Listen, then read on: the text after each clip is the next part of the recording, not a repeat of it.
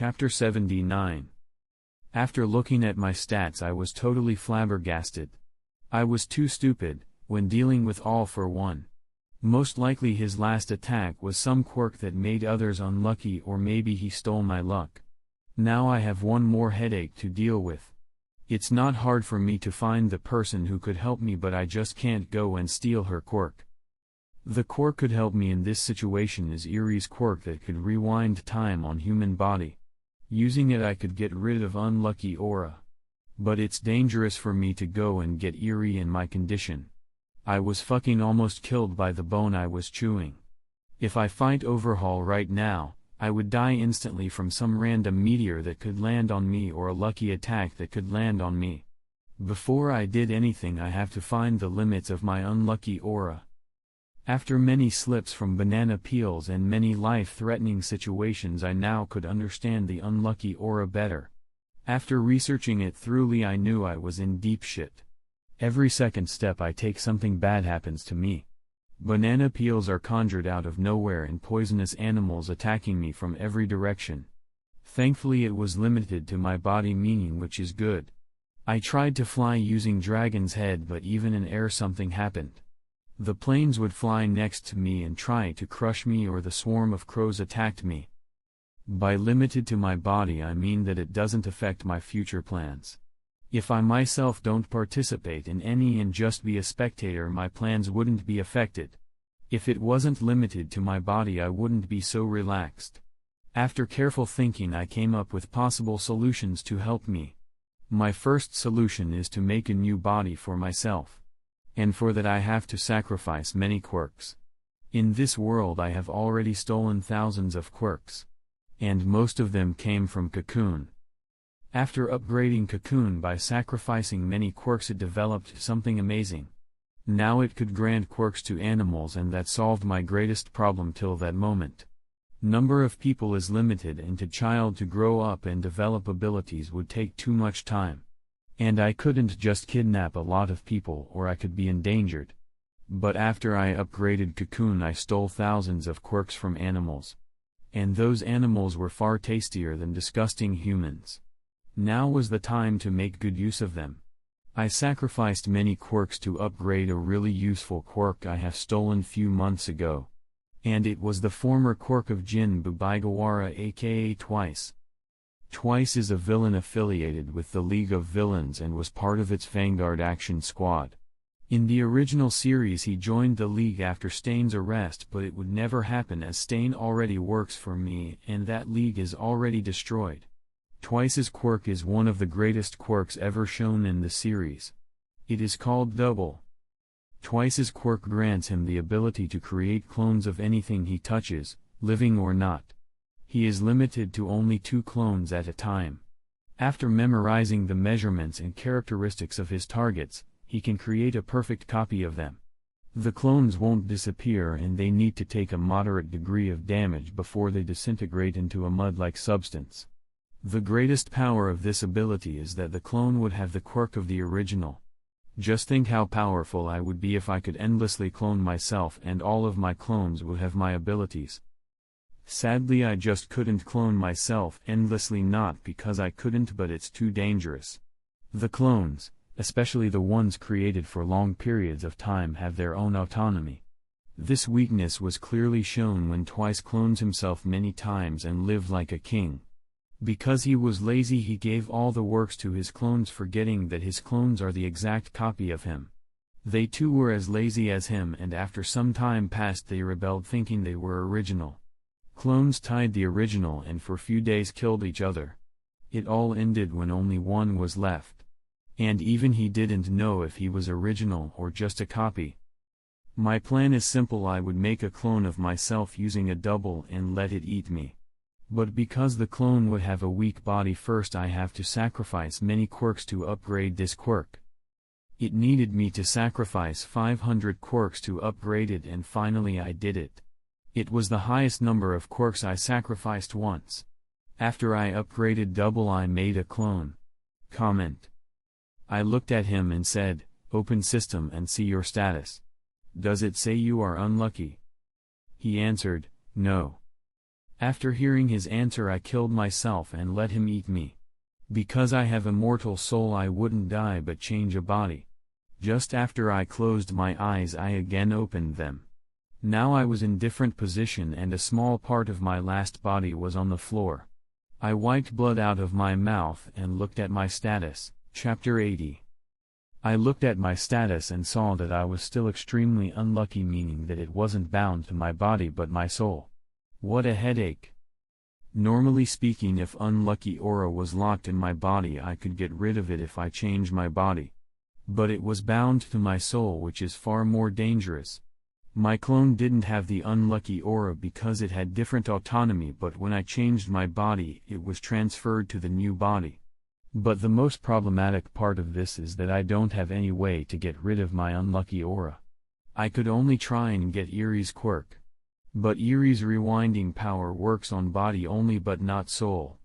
I just hope that when I get Erie's power I could upgrade it for it finally to work on soul, as rewinding body is just its basic ability. Let's not think about it. I created 2 clones and made them bring Kurogiri and Tomura towards me. I first ate Tomura and received his quirk, and then I started eating Kurogiri. After I received Kurogiri's quirk, it was time I try out my new ability, fusing of quirks. After I ate all for one, I upgraded it by sacrificing many quirks. Now it has ability to fuse quirks of the same type. I tried fusing my hide and seek quirk with warp quirk I received from Kurogiri. They are both amazing abilities with their own great points. Hide and seek basically gives me a pocket dimension ability where I could store my stuff. Warp is a great teleporting ability which also makes my body intangible. After I fused them, a new ability was formed. And of course I tried using it. First I thought about my underground base, created a portal and looked at how it looked. It was a perfect circular portal and a gas was escaping from it. I entered the portal and was transported into the dark world full of gas. I tried controlling that gaseous substances and succeeded. If I get someone enter here, I could control everything here to fight them. After looked around this pocket dimension, I exited the world using portal and I was in underground base. It was quite convenient. I again created a portal and went towards underground room to get Izuku. It was hard to go there as I would always slip on a banana peel, but I arrived there. I took him and returned to the USJ as it would look suspicious if I get lost and magically go home during the death of One for All. And before that I made sure to destroy all the bodies of previous One for All owners. They far outlived their time. Only 15 minutes past the time I left this place and followed All for One, but everything was wrapping up. The teachers have arrived and student beat up all league members. I told my subordinates to weaken themselves and get caught by the heroes so not many students died. I looked at Pito and she nodded towards me. It was all because I received a new quirk which I always wanted. That quirk being creation. I always wanted to get that quirk but couldn't as it would destroy my other plans. As she is from a rich family, that family could trace me if they used enough money. But this attack was a great way for me to get her quirk. Creation allows the user to materialize different objects, such as weapons and tools, from any exposed part of the user's body. Apart from living things, the quirk has the potential to replicate virtually any object, no matter how complex or advanced its structure may be. The only requirements being to understand the atomic configuration of said object in order to reproduce it. The user first imagines the necessary parts, followed by the materials, then the assembling process and, finally, the coating. But the greatest power of this quirk is the ability to burn fat, which was voted to be the best ability by the fandom. My plan was to kill her and replace her with one of my people, and it succeeded. The person that replaced her is one of my greatest subordinates. She has the quirk of perfect shapeshift. And as the name suggests, it's a perfect shapeshifting. She could use the quirks of the original and had all the original's memories. Only downside of this quirk is that she has to eat the brain of the target in order to shapeshift. When I found her, she was insane, but after a good training she became a useful insane person. I went towards the teachers and started to tell them my fabricated story of what I did and where I was. Before that I modified Izuku's memories to make sure he forgot everything about the All for One's underground room. After I told teacher my story, everyone was returned to their house. No students were injured and All Might was stated to be missing. Chapter 81. Few days have passed the time of the USJ incident. No students died but everyone was lifeless. It was all because the symbol of peace and number one hero went missing. Everyone on USJ saw the fight between Giant Statue and All Might. And in their hearts they knew he left this world. The person who was affected the most was Izuku, and from that day onwards he tirelessly trained and he became stronger. After One for All possessed Izuku, his quirk unlocked many different abilities, but most useful was still genetic memory. Thankfully he wasn't strong enough to talk to All Might using this ability, but he easily unlocked 2 more abilities from the past One for All users. One ability was called Abyss Elemental and other one called Amplify. From Izuku I heard that those abilities were from 5th and 6th users of One for All quirk. Abyss Elemental was the power of the 5th user. It was a basic fire elemental power just like in any MMORPG games. Izuku can turn his body into fire and be immune to normal attacks. He also has powerful pyrokinetic abilities. It gives the same abilities just like that fire fruit from the certain long-running anime/manga series. Amplify is the ability that more interested me. As the name suggests, this is a support quirk that amplified power of the attack. The user can create a transparent glass-like wall and any projectile or object that crosses it would be amplified. Amplifications differ based on attack. If Izuku created a fireball and threw it towards transparent wall, after crossing that wall fireball would have higher temperature. If Izuku just punched the wall, his punch would just get stronger. Amplify also has additional ability which decreases the power of an attack. For example, if I threw fireball projectile towards Izuku, he could just create a transparent wall that decreases the power of my projectile. It was the quirk of the 6th user who had black hair. Not only did Izuku unlock new quirks, but he also strengthened his body. I have to fight him at peak of his power, but what is peak for the person with biokinesis abilities? There is none. But also he can't be stronger than the world he's in. Even I can't become stronger, neither can he. So I think peak of his is when he unlocks all 6 quirks locked in One for All. And soon he would do it. One of my missions is almost completed. Now is the time for me to complete others too. I created a warp gate and went towards the underground city. Now this city was full of the criminals from all around the world. They're here for sole purpose of declaring the start of chaotic era. After killing All Might, I started to spread the news to every criminal organization in the world. The news about how All Might is killed by me and that soon this world would be thrown into chaos. I shapeshifted into the young Caucasian man just like the time I fought with All Might and went towards the conference room. There I saw many people who were all influential underground organization bosses. I went to my seat and waited for everyone to calm down. After that I looked at them and said, "All Might is dead, and I killed him."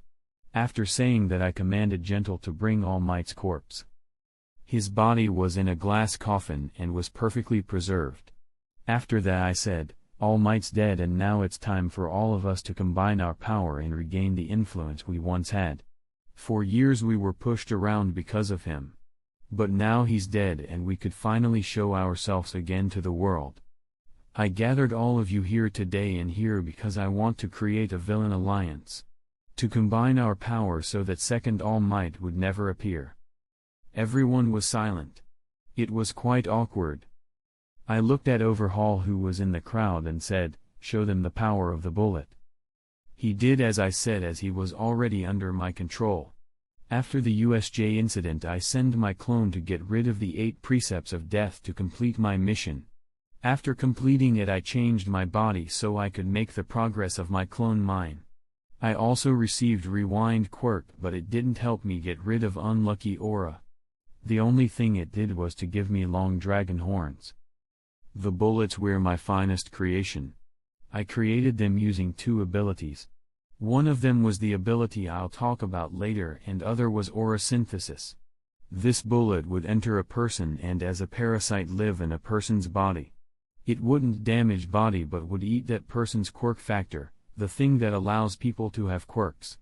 I could easily extract the parasite and also with it steal the quirk of the victim.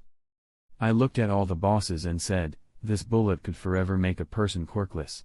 Using this we would make all the heroes quirkless. When everyone saw the bullets they couldn't hold their greed. All of them wanted it. Then one of the Yakuza bosses said, why would we cooperate with you? I smiled and said, I think you misinterpreted me. I never said you have a choice. Why would I show you all the bullets I created which should be my trump card? It's because you all are mine. You all are now under my control and you can't do anything as you're not humans but tools for me to use. After I said that many vines came out of my body and pierced the brains of every organization leader. Because of my unlucky aura 90% of them missed, but because I had millions of vines coming from me I took control over them quickly. This vine quirk is called parasite and I think everyone could understand what its ability is. Using vines that come out of my body I could control a person's brain and make that person do my bidding. It was one of the ingredients for the bullets. After getting rid of them I looked at Gentle and asked, did you free our friends from Tartarus? Gentle answered by saying, Stain already freed them and is now coming towards the base. Tartarus is a prison located far away from civilization, where extremely dangerous villains are imprisoned and interrogated under the highest security standards possible. All of my subjects who were caught were sent to Tartarus so that they could escape the prison with many new friends. Tomorrow the sports festival would start where students from every UA grade and department would fight.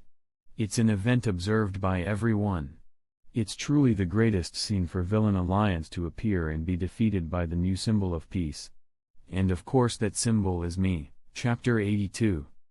The UA Sports Festival is an annual event held by UA High School where students from all grades and courses have the opportunity to showcase their abilities in different competitions in order to be scouted by pro heroes. In the days before quirks, sports fans would obsess over the Olympic Games. When powers became a part of the equation, the UA Sports Festival became the most watched sporting event. Students from each grade and every course compete among each other in their respective age groups. But this time it is far more important than it was ever before.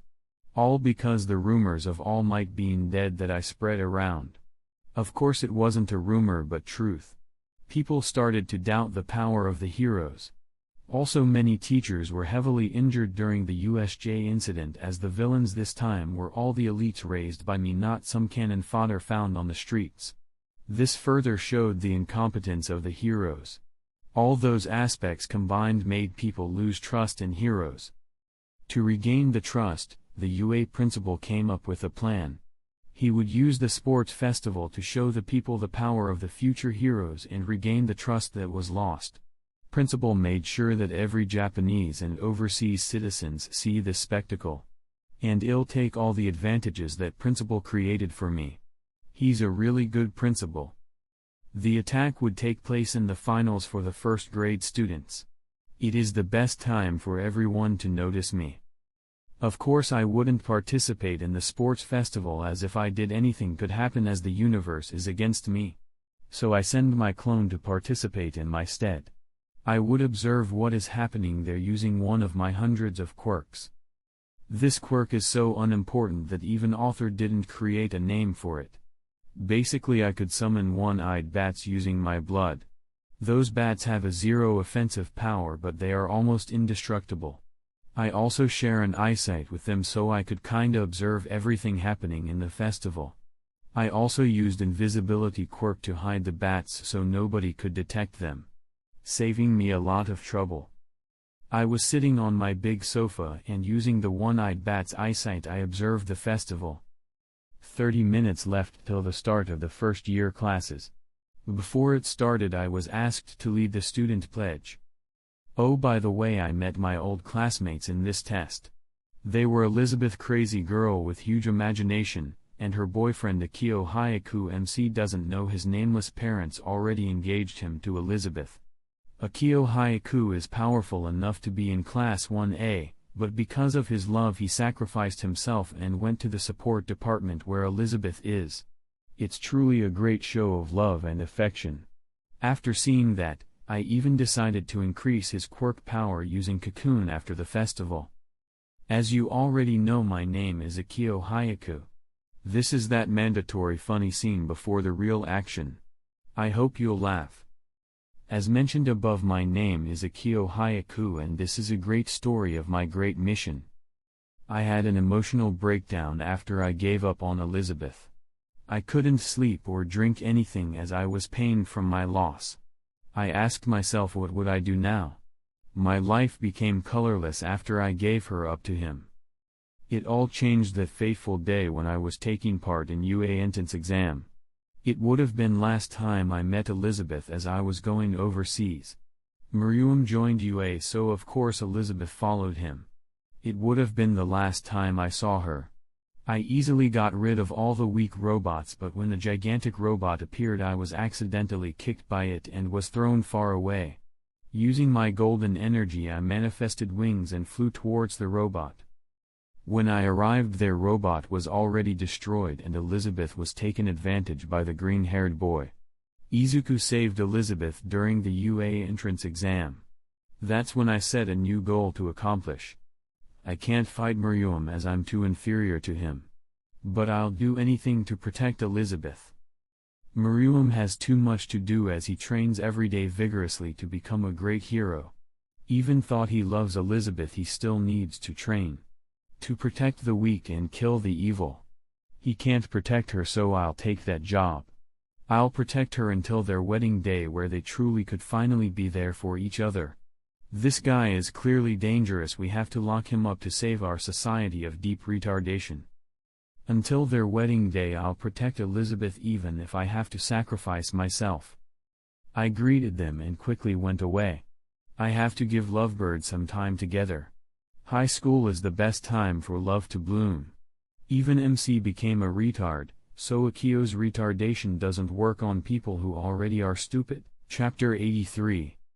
1 minute left till the race started and everyone got ready, and so did my clone. The race was preliminary event. During the preliminary round, all 11 first-year classes have to race along a 4-kilometer-long obstacle course around the festival stadium. Participants were allowed to use their quirks freely to try and win, as long as they do not leave the race course. The first 42 competitors that finish could advance to the second event. When the race started, 2 people took the lead. One being Bakugo and other being Todoroki. But soon they were overtaken by the Izuku, who easily took a lead using one for all in biokinesis. When both of those combined into one person, it was truly shocking. Biokinesis could keep evolving your body and make it stronger. And one for all gives a great power but also destroys the user's body if he's too weak. But because Izuku has biokinesis, he could ignore one for all's pressure that destroys the body. And because he already had a strong body, he could handle one for all easily. That's why he never developed full cowling and just copied All Might's fighting style. This is just perfect, as it would be far easier for me to kill him as I already beat All Might. If he keeps following All Might's steps, he could never create his own style, which would make him weaker and give me an advantage in a fight. Izuku was good, but he's too inferior compared to me. I looked at my clone and saw him talking to Yuppie. After he said something to him, Yuppie started to transform. The creature had large wings and a spiked back and tail. These spikes were metallic in nature and conducted the arcing electricity. It also possessed a crown of spikes on its head, which were all nearly the same length. It also had 3 short spikes on his chin. It also appears to have 4 shark-like gills on its neck. This was an electric dragon known as Skrill, which I showed to Yuppie. For some reason Yuppie always liked dragons, and every time he would transform into one. He could transform into any creature if he saw and knows the description of that creature. Because he liked dragons, I gave him few descriptions of the dragons from my past life. I also made statues of different dragons for him to know how they looked like. And Skrill was one of them. From all the dragons he could turn into, Skrill was the fastest. My clone has same memories as me, which is shocking. I have to get rid of it or it could one day rebel against me. My clone climbed on Yuppie and commanded him to move. Yuppie ascended upwards at hypersonic speeds through a field of lightning bolts towards the clouds. Skrills are one of the fastest dragons in fictional world because of their special ability, riding lightning. The Skrill was able to use the energy of lightning to accelerate very quickly and fly at hypersonic speeds. In just 3 seconds and few lightning bolts, Yuppie finished the race and dropped my clone on the minefield. My clone made his tail longer and propelled himself from the ground and easily passed the minefield, taking the first place. After my clone finished first, Yuppie himself too finished the race.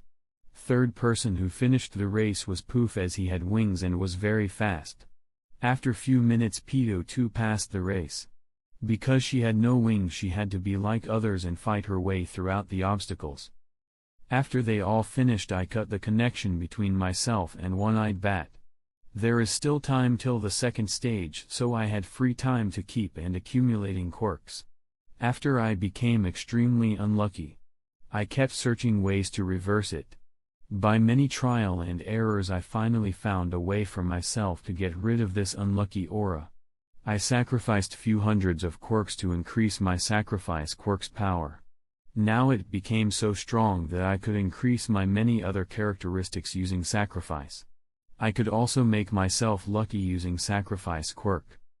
I sacrificed 10,000 quirks, but I still was in negative. My extremely unlucky status now said I was just unlucky. Now only my most used quirks were left and I had not quirks to sacrifice. That's why I created a bullet which would play a big role in the future. Also a new problem appeared before me, and that is quality of the quirks. I could use animals to get sacrificial quirks, but now I need to sacrifice more to get something. When I first obtained sacrifice quirk, I just had to sacrifice few quirks to upgrade my useful quirks. Now I have to spend hundreds and thousands of quirks. This is most likely because I keep sacrificing the same quirks. After few observations, I found that the animals from the same species have almost the same quirks. For example, chickens that received the quirks would have fire quirks most of the time. And Muscovy ducks, who were the same species as chicken too, all have fire quirks. I have the quantity, but quality is decreasing in an alarming rate. That's why I have to again find ways to steal quirks from humans, as they have most diverse quirks in the world. And I already started that project. I looked at the clock and again connected myself to the One-Eyed Bag to continue watching the sports festival. Chapter 84. In the second event, participants needed to form teams with a maximum of 4 people and then get in a horse configuration. The objective was to earn points by swiping other teams' headbands while protecting their own. The value of a team's headband would be the sum of the points each person on the team received based on their performance in the previous competition. The person who ranked last would be worth 5 points, and each rank above that would be worth 5 more points than the previous one, with the exception of first place, which was worth 10 million points. They underrated me with this amount, if I say truthfully. My head worth a lot more, my clone itself at least is worth 100 decillion points. The one to wear the headband must be the rider, and they were not allowed to wear it below their neck. If the team lose their headband or crumble as a horse configuration, they would still not be eliminated. Participants were allowed to use their quirks, but, should they attack with the malicious intention of harming another participant, they will be forced out of the game. The second stage was over quickly and nobody could do anything to me.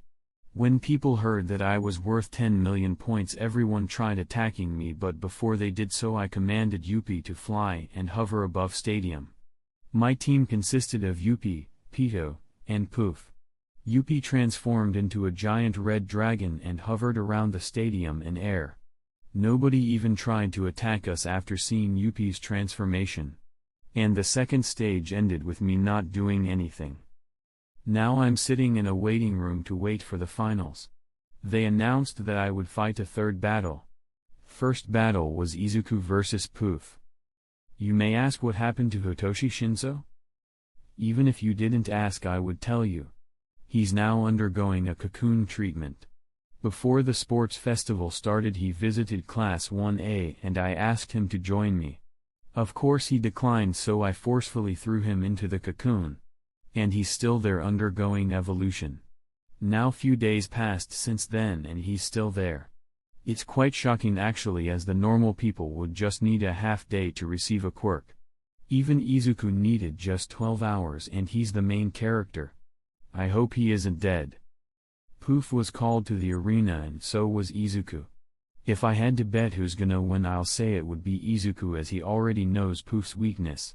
When Izuku just stepped into the arena, Poof attacked. He created sound illusions just like before. His realistic illusions won't work on Izuku, so he used his trump card from the beginning. Just by focusing on one sense and creating many limitations, he could conjure a small sound attack, which is real, not an illusion. So even if they know it's an illusion, it still hurts them. But because the sound attack has little to no power, he has to conjure millions of small attacks to stack them up and make a big sound attack. This of course takes too much energy, wasting his stamina. When Izuku stepped on an arena, Poof created millions of small sound attacks. It was an AF attack which destroyed the arena. Without wasting a time, he again created millions of sound attack and bombarded Izuku. Midoriya couldn't get closer to Poof because of constant sound attacks around Poof. So their battle became the war of attrition. Who would endure longer? Poof was wasting his stamina in an alarming pace and Izuku was experiencing his eardrums being destroyed. After few minutes, Poof lost his consciousness. Izuku too was breathing heavily and you could see a dry blood leftovers around his ear.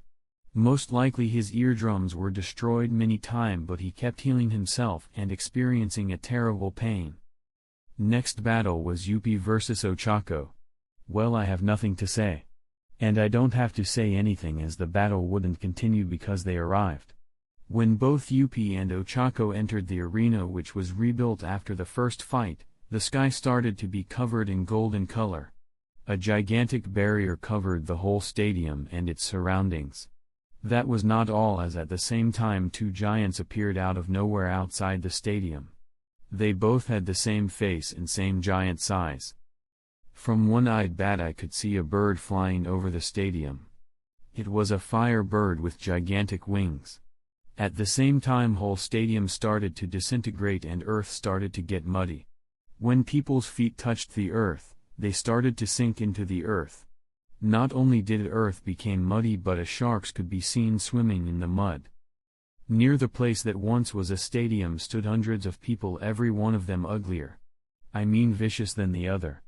They were former prisoners of the Tartarus prison. The two giants both pulled back their hands and sent a punch towards trapped people. When the hand was nearing the people, a giant flame wall was conjured to protect everyone. At the same time, a cement started to cover the two giants to immobilize them. When they were immobilized, a giant clone made out of ectoplasm started to attack the two giants. This angered the two brothers, and using their all might they escaped from cement trap and held each other's hands. When they held each other's hand, a blinding light was released. After the light died down, a new creature emerged. He was 5 times bigger than anyone with gigantification quirk. At the same time, a flaming meteors were released by the fire bird, which fell down on everyone. My clone looked at them and smiled, after which he looked at Yuppie and others. It was time for the new symbol of peace to show himself. Chapter 85. My clone went forwards and transformed into the full chimera ant form. Using all his might, he jumped towards the fire bird and sent a bunch towards it. The one-eyed bat couldn't follow my clone's movements, so I didn't see what happened, but I know the bird had a terrible ending. Just after few seconds, the bird fell down and hit the muddy ground. Seeing that bird was beaten up, the giant wasn't too happy. He swung his fist towards my clone. But before it even came close to my clone, his punch was intercepted by the hand of an unusual creature. Yuppie could transform into anything if he could imagine that creature. Of course, when I knew of this ability, I tried remembering some powerful creature that spread fear with just the mention of his name. As Yuppie liked dragons, I showed him a half-dragon creature. That creature was a humanoid creature with a dragon's wings and with a squid-like face. The name of that creature is Cthulhu. I hope everyone already knows what it is and I don't have to explain anything. To show how powerful Cthulhu is, I want to mention few of his powers. His powers include immortality, immense size, vast strength, nigh omniscience, flight, vast dark powers, magic, one aerokinesis, even I don't know what's that. He also has psychic abilities, telepathy, madness inducement, plasma manipulation, ability to create and command the star spawn, shapeshifting, reality warping, higher dimensional manipulation. Of course, Yuppie isn't that powerful, not because he can't be more powerful but because it's restricted. In this world, creatures such as Cthulhu can't exist as they are too powerful to be here. If I was in Dragon Ball world, Yuppie could fully utilize Cthulhu's powers. Even thought Yuppie isn't that powerful, he still has immense size, vast strength, flight, and dark powers. His power clearly could be seen by when he's fighting that giant. Yuppie was now even bigger than that giant, and the barrier that surrounded everyone couldn't hold him. This made Yuppie angry, and with just a punch that destroyed the golden barrier that trapped everyone. After destroying the barrier, he sent a punch towards the giant. With just one punch, Yuppie made the two twins split and go back to the state where they weren't connected. The twins were scared shitless and tried to run away. But they couldn't get away further as Yuppie sent a punch towards them. When his punch was almost hitting the twins, a golden barrier again emerged and protected the twins. Barrier was easily destroyed, but it gave twins a chance to fuse again. This time the giant had a barrier protecting him. Not only that, but giant also had a sword and a shield made out of golden barrier. This of course had no effect on Yuppie. He just retracted his fist and again started to pound the giant with a fist barrage. The sword and shields were easily destroyed and two twins again split. But this time Yuppie didn't let them escape. He kept punching them and his fists were covered in blood. Before he could kill them, Pito intervened. She held him and prevented him killing them. How could we heroes kill anybody? I have to educate him better in the future. Using one-eyed that, I started searching for my clone and found him. After beating up the fire bird, my clone searched to find the barrier quirk user. To do that, he attacked the Tartarus prisoners led by Overhaul. After destroying the stadium, he still didn't make any move. Some people thought he was the big boss, so many teachers and pro heroes attacked him. People who attacked him included Cementos, Snipe, Endeavor and all favorite Mirio Tagada. The other prisoners were fighting other teachers and fairly powerful students. Izuku and Bakugo were in that fight. After I destroyed him and took control of his mind, I used Cocoon on Overhaul. This evolved his quirk and made it more OP. Before the evolution, he could only use his quirk using his hands, and if you severed his hands he would be as good as quirkless person. But now he could use Overhaul not only using his hands but also his legs and teeth. If he bit on someone, that person wouldn't turn into a vampire but be disintegrated in a millisecond. Not only that, but he could also fuse himself with more than two people. But I don't think it would be useful to him, as his quirk would be mine after the battle. Quickly my clone found the barrier user and eliminated him. Slowly the Tartarus prisoners started to lose and the good guys started to win. When all of the prisoners were almost neutralized, a rain of pillars started to fall down from the skies. A giant dragon split into many pillars and damaged everything that stood in its way. This was the second wave of my army. All of my people's clones were there. Leading them was my second clone, who disguised himself with a mask. When the UA students saw him, they were all enraged. Izuku was the most enraged one, as I used the same mask when fighting All Might. My clone led the army of clones towards them.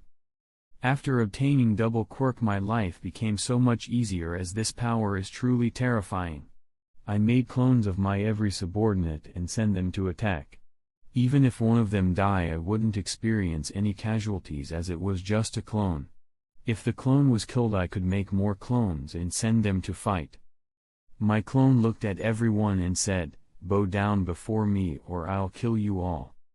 Nobody said anything, which made my clone angry. He yelled out, "How dare you not bow down before me? My punishment for your crimes is death."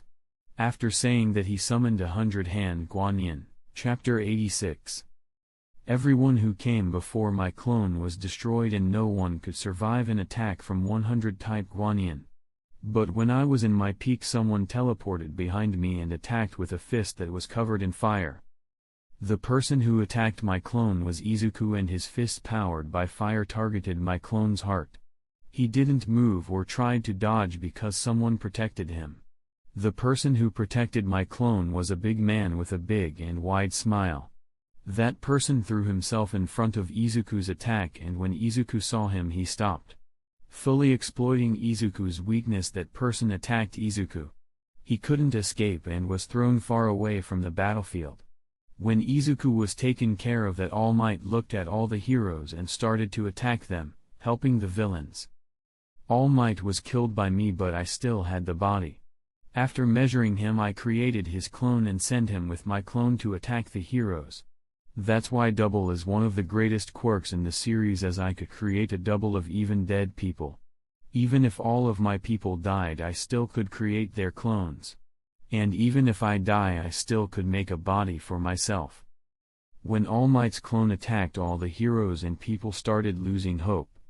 The sign of peace that protected people with his smile now turned into a monster that smiled as he was killing people. For a moment I disconnected with one-eyed bats and exited my room. When I was outside, I could feel a total silence. Once busy street was now quiet. I entered the nearest bar and saw many people who stood there looking at TV. No one talked and I could see fear in everyone's eyes. I too looked at TV and saw how All Might was killing civilians and heroes. Using telepathy, I ordered my clone to stop him, but before that someone teleported next to All Might. He was a fiery creature who was made of fire but had a humanoid body. Many tentacle-like whips were coming off from his hands. Even from TV I could see anger on his eyes. He looked at All Might and said, "You're not All Might." After saying that, he pincer attacked All Might using his numerous whips from both sides. Clone did nothing but waited Izuku to attack. When whips came towards him, he caught them, and after that he used them to pull Izuku towards himself. Izuku said nothing but started to spin his elemental body. When All Might was pulling Izuku, a transparent wall appeared between them. When Izuku's spinning body passed the transparent wall, Izuku's spinning speed doubled and the heat coming off from him even vaporized the muddy waters. All Might's clone couldn't escape the spinning fire drill and had received a big burn scar on his stomach. If it was still the quirk that I recently stole, the clones I created would have a really low defense. But after upgrading double by sacrificing thousands of quirks, the defensive power of the clone was as strong as All Might's. But that's not all, because I still have a trump card. After All Might's clone received a big burn mark on his stomach, he started to get angry. And as he got angrier, his body started to get more bulkier. I was really fascinated by the idea of Nomu's an expendable army of killing machines. That's why, using my double quirk, I tried and replicate them. First I cloned All Might and made his quirk stronger using Cocoon. After that I planted a parasite inside of him to kill off his all emotions and made him be in constant rage mode. But the real reason I infused parasite into him is to make him use the power of vows and limitations. By sacrificing all the clone years and power, All Might could get an incredible power. Sadly, I could only clone one person 2 times at a time. But I still could clone 2 more Yuppies, Pitos, Poofs, Stains and many more people from my army.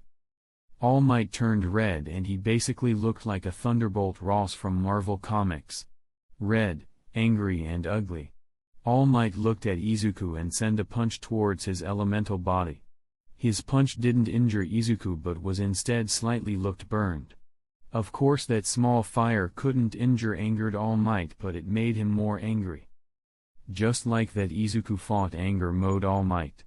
Now it was my time to shine, or Izuku could steal all the credit. Using telepathy, I commanded my clone, who acted as a student, to attack All Might. Before attacking, he weakened All Might using power of the parasite. Because he was my clone, he too had parasite power and could control parasites that were created by me. He made Parasite eat All Might's clone's brain and half of his internal organs.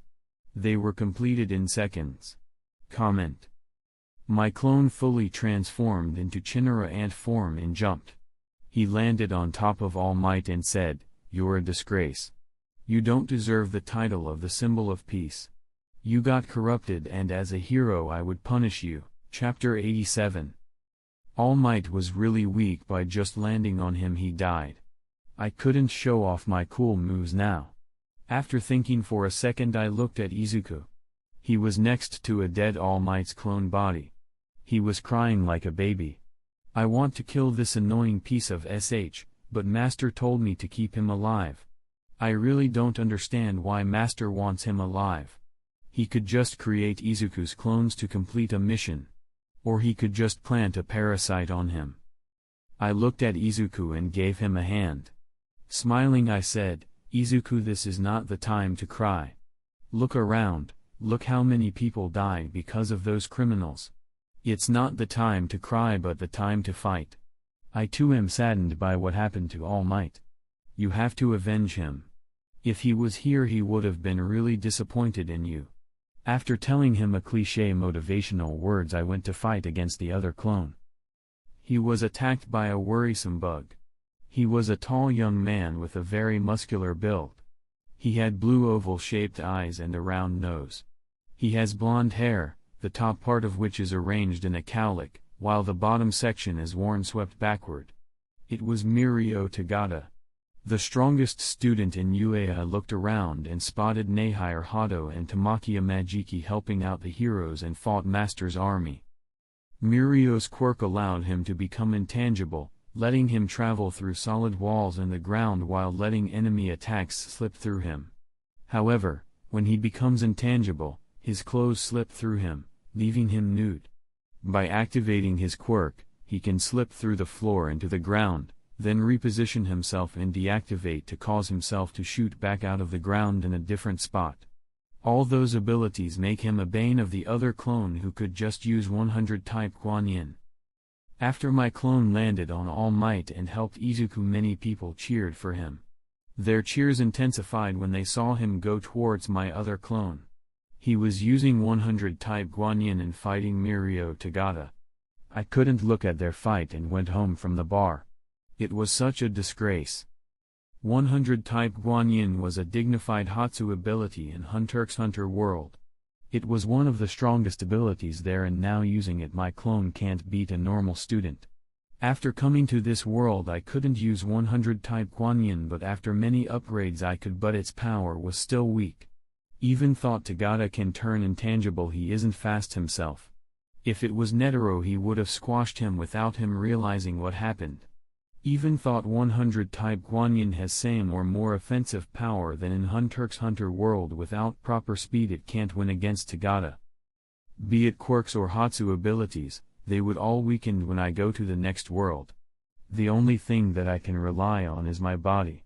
I have to find a way to increase my potential and body strength. When I was going towards other clone I communicated with him and told him to hurry up. He looked at me angrily and did what I told him. He was born after me, so that's why he has to listen to me. He looked around and found a civilian. After that he looked at Tagata and pointed towards that civilian. After he looked, their clone wasted not a second and with a chop motion attacked that civilian. Tagata can turn himself intangible and avoid physical attacks, but others are not like him. To save that civilian he have to intercept the attack using his body or that person would die. And knowing his personality it was easy to guess what he would do. He stopped that attack using his body and he was pushed far away. Other clone again tried attacking him, but before he did that his attacking hand was wrapped in flaming black whips. I saw an elemental go help the civilian and go towards Tagata to heal him. Tagata landed next to overhaul and I ordered him to take out the bullets. At the same time I made all the reporters who I planted a parasite on to concentrate on Overhaul. He took out a pistol and shot a bullet towards Tagata. When he was distracted, the Endeavor who was fighting Overhaul attacked him. Overhaul, after shooting at Tagata, aimed at Endeavor and shot a bullet. Right after that, Endeavor stopped, and few seconds later a small flying parasite exited the two bodies. Only I and other clones saw that parasite. Parasite flew towards our base to go and join the master. Endeavor moved again, but he couldn't use his Hellflame quirk. All of those were recorded and shown to everyone. Now let's see what the reaction of the people would be when they see this. Hey hunters! Just another quick break. Hope you're enjoying it. Let's keep going. Chapter 88. Endeavor couldn't understand why he can't activate his quirk. No matter what he tried to do, it was useless. Overhaul ignored Endeavor after he became quirkless and went towards other heroes and student who were helping them. When he tried to shoot one more person, I went towards him and snatched the pistol from his hands. After that I made him faint with barrage of attacks and went to fight with the other clone. When I arrived next to him, I made sure to make reporters follow me. I looked at him and said, "Are you the mastermind behind this attack?" Smiling, he answered, "And what as if I'm?" With a righteous face I said, "Because of you many people died. Don't you feel guilty killing so many people?" He answered, "Why should I care? They were weak and I'm strong. Their life is worth nothing. Strong always makes the rules." I smiled and said, "I agree with you. Strong always makes the rules. And I'm far stronger than you." After saying that, I jumped towards him. With a hand motion he sent out a chopping attack towards me, but I easily dodged it. When I again tried to jump towards him, a golden dragon formed around Guanyin and attacked me. I couldn't dodge it as it followed me, so I used all my power and punched the dragon. It dispersed into many small particles after my punch. But before I could be happy, hundreds of palm attacks landed on where I stood. I made a distance between him and me so his hands couldn't touch me, but he kept conjuring dragons to attack me from a distance. I too enlarged my tail and made it longer. He kept sending out dragons and I kept deflecting them using my tail. For the next few minutes we fought just like that. After 10 minutes his attacks slowed down a little, and it was my chance. I made my tail smaller and called it back towards me. After that I used it as a propeller and went flying towards him. He too attacked me using his 100 hands attack. His attacks wouldn't hurt me even if he attacked many more times, but I couldn't just show the world all my power. My master told me to never show true power of chimera and form. I was sent flying by his attack and I looked around. Then I spotted Izuku. I looked at him and with my eyes told him to distract the other clone. He trained with master many years, so he knew what to do. When I again jumped towards other clone, he attacked the clone from behind using his normal body. His Abyss Elemental is a strong quirk which makes him immune to physical attacks and gives his good firepower. But sadly, when he turns his whole body into an elemental, his body would become weaker. His default body was strengthened by biokinesis for many years, and his body may be the strongest after my masters in this world.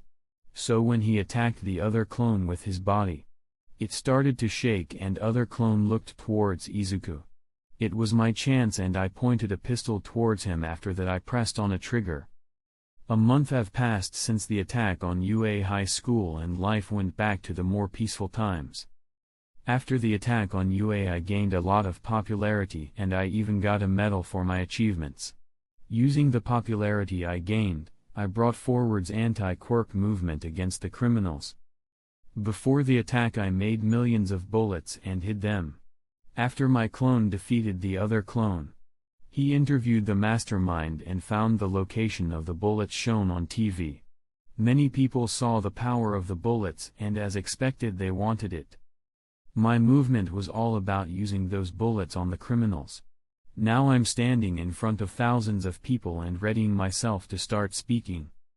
With a sad face I looked at everyone and said, "Tamashiro Nori, Nonaka Shigeru, Kondo Michi, Takayama Shizuko, Yanagi Utaka, Saito Kamiko, Masuda Yoshi, Fujimoto Ai, Takeda Makoto, Chinen Mizuki, Okane Orochi, Nakamura Momoko, Okubo Hachiro, Sakai Madoka, Hayakawa Asuka. Those names may be unfamiliar to the people here, but let me tell you their story. They are all the great members of our society.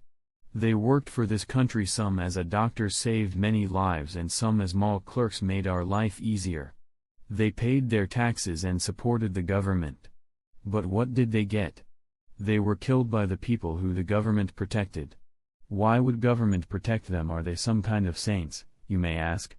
No, they're not. They are cruel murderers and rapists that have to be punished. I don't ask for much, I just want them to feel the pain of the weak.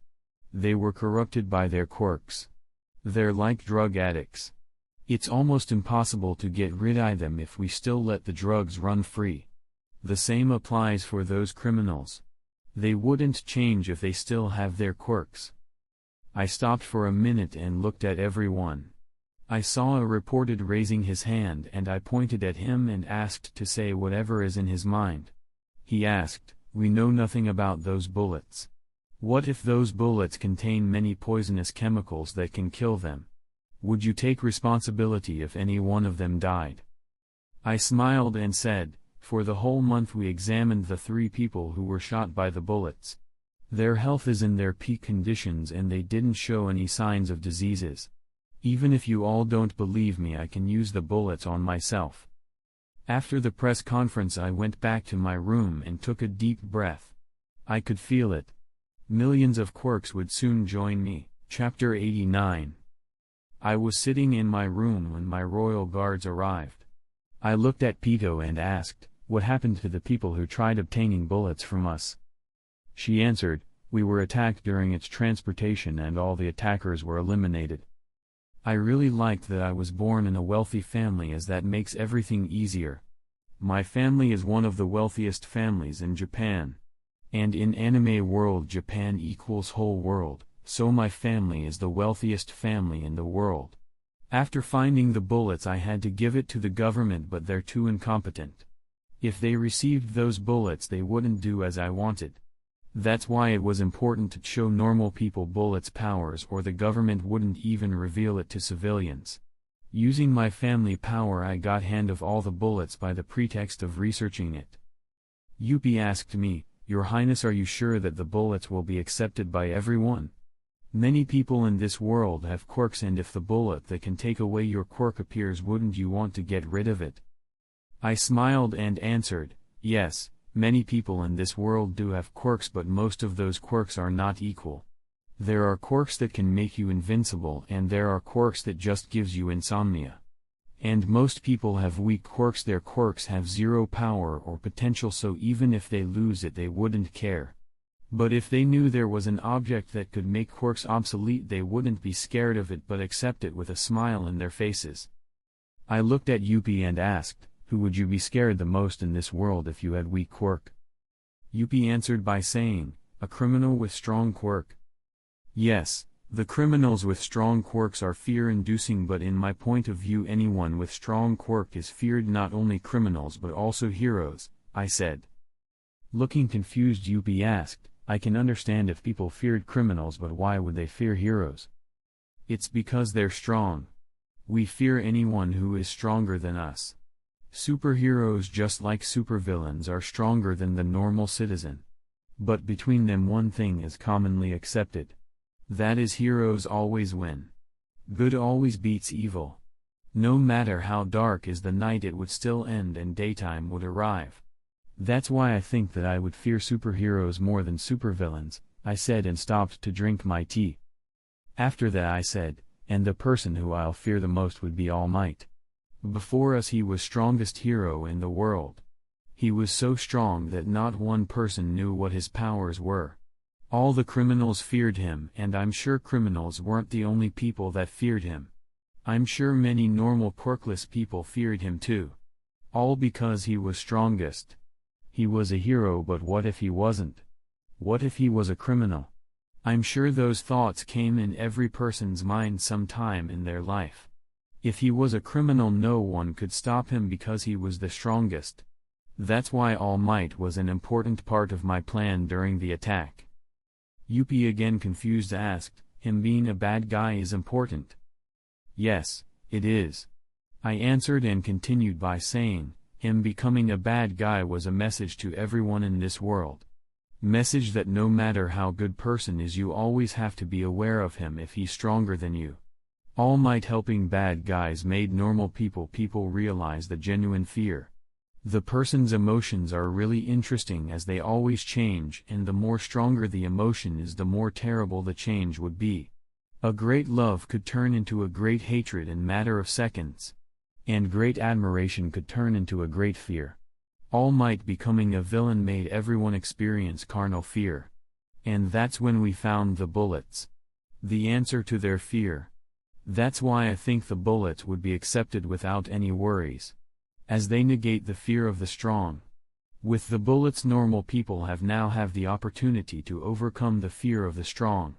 That's why I never go all out in my fights. Because if I go all out, people wouldn't understand my powers and fear me.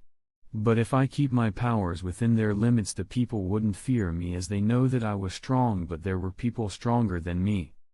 I looked towards the door and asked, don't you agree with me, Izuku? He was a really bad guy.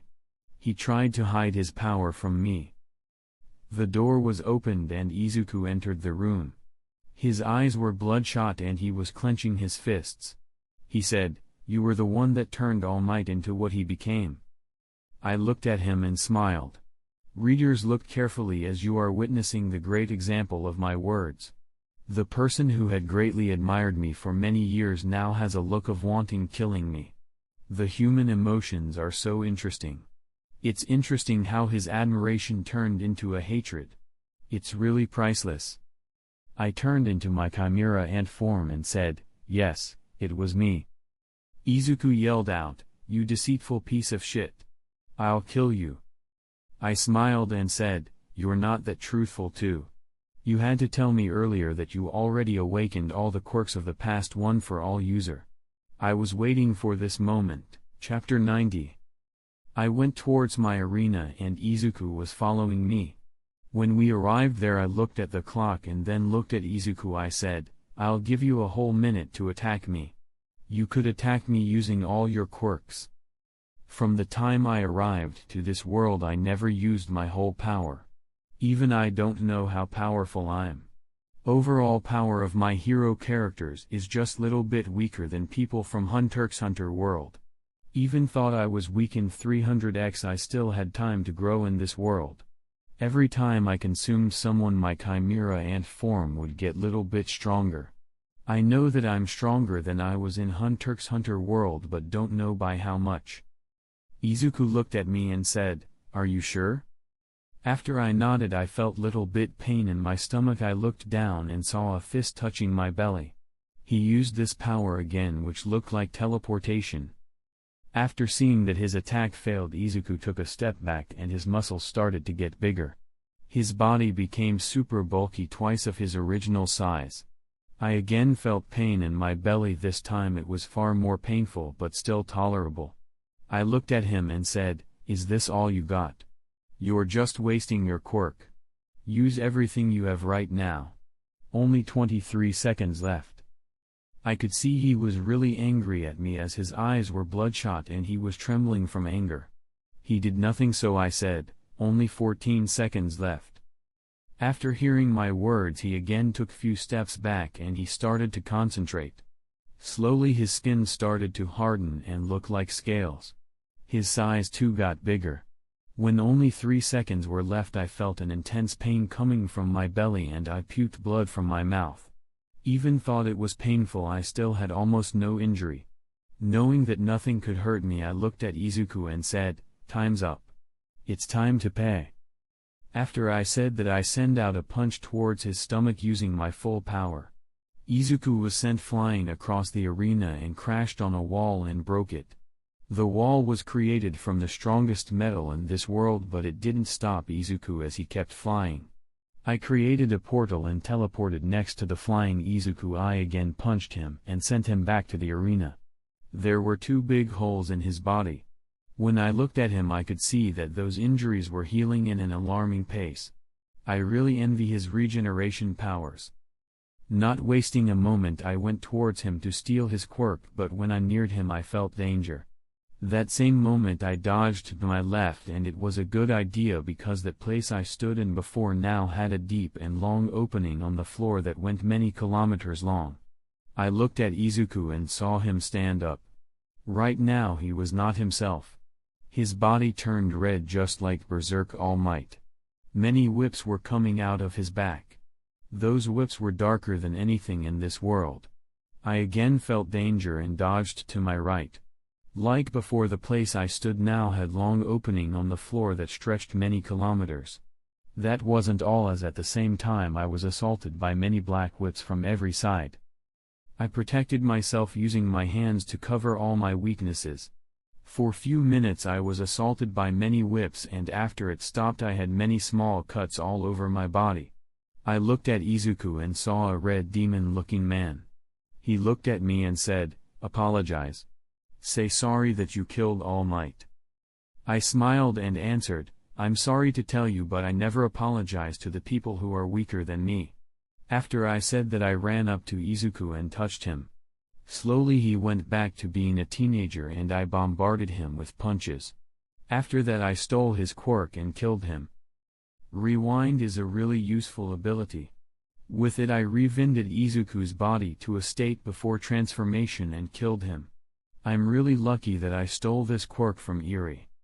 In a white room an old man with long and big white beard was sitting comfortably on his chair eating popcorns and drinking Pepsi as he watched something on his TV. But then he stopped for a minute and put down all his popcorns and drinks. He opened a portal and entered it. The portal led to a dark world.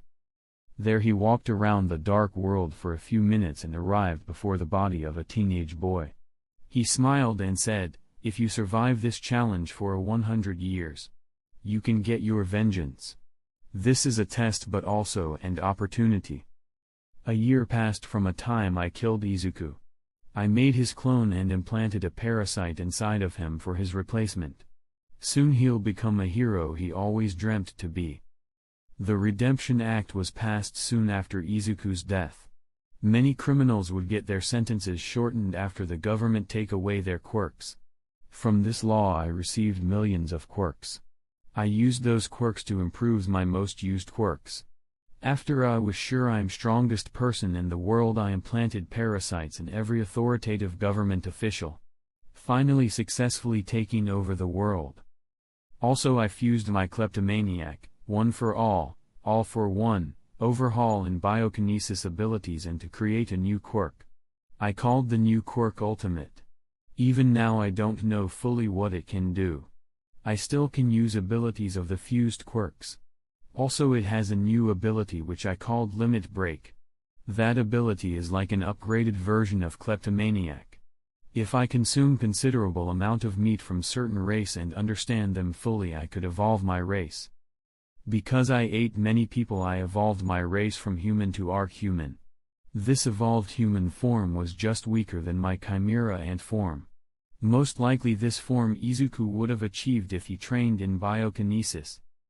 After unlocking Limit Break, I knew which world I would travel to next. My Chimera Ant form was made from different animals and races. So to evolve it I have to first evolve many races to their evolved form. I chose the world with many races, but also the place that wasn't more powerful than BNHA. The world I chose was One Piece World. Chapter 91 is an author's note.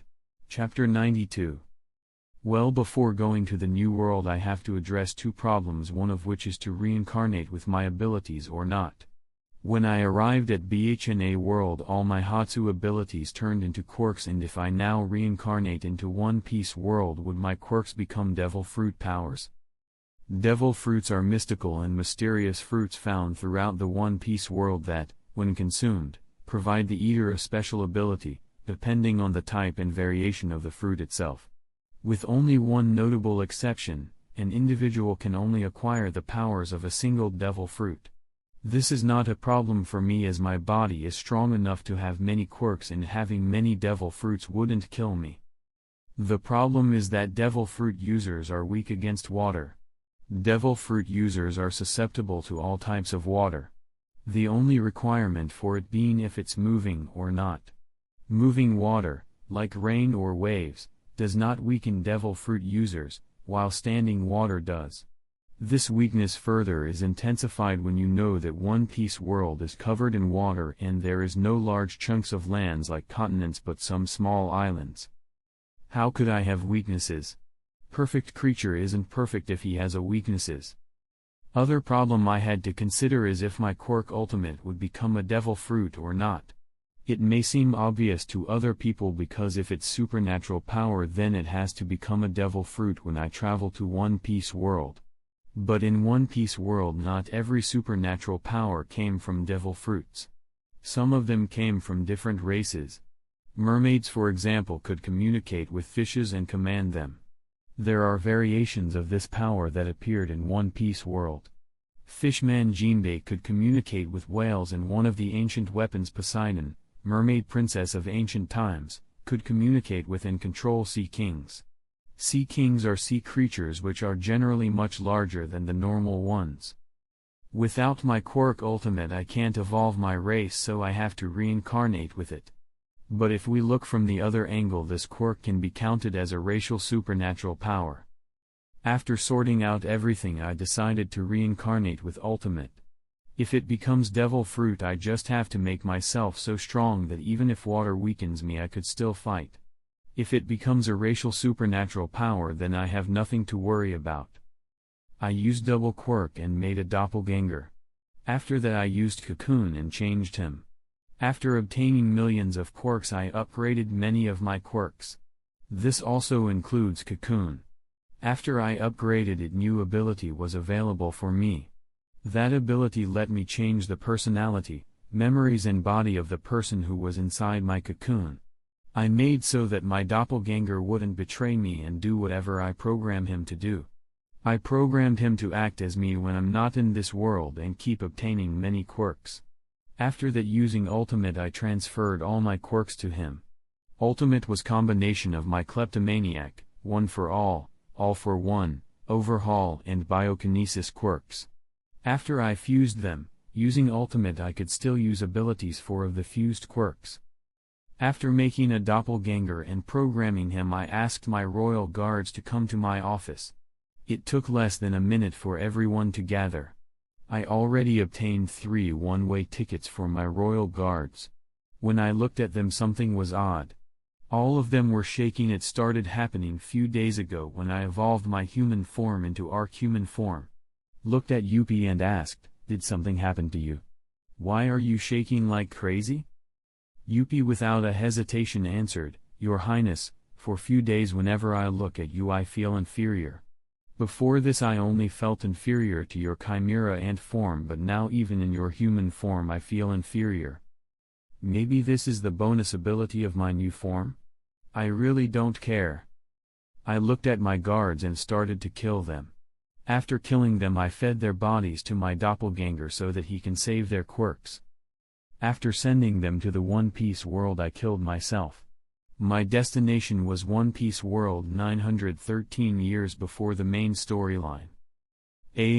First I wanted him to reincarnate 1000 years before, but then I remembered that all the cool stuff happened in Void Century, which is 900 to 800 years before the main storyline. So I reincarnated him 13 years before the start of Void Century. I opened my eyes and looked around the place I was in. Because I was already an Arc-human I wasn't like other children. Even thought I was just born, my brain was already developed and could hold my mind. When I opened my eyes the first thing that came to my line of sight was a beautiful woman with golden hair. Next to her was a strong-looking middle-aged man wearing a crown. They both were dressed in extravagant clothing showing that I was born in a wealthy family. Not to mention the crown and middle-aged man's head. Soon after looking at me the middle-aged man left and went somewhere. The golden-haired woman then gave me to something. That thing had a really hard hand. I moved my body to see what it was. It was a robot?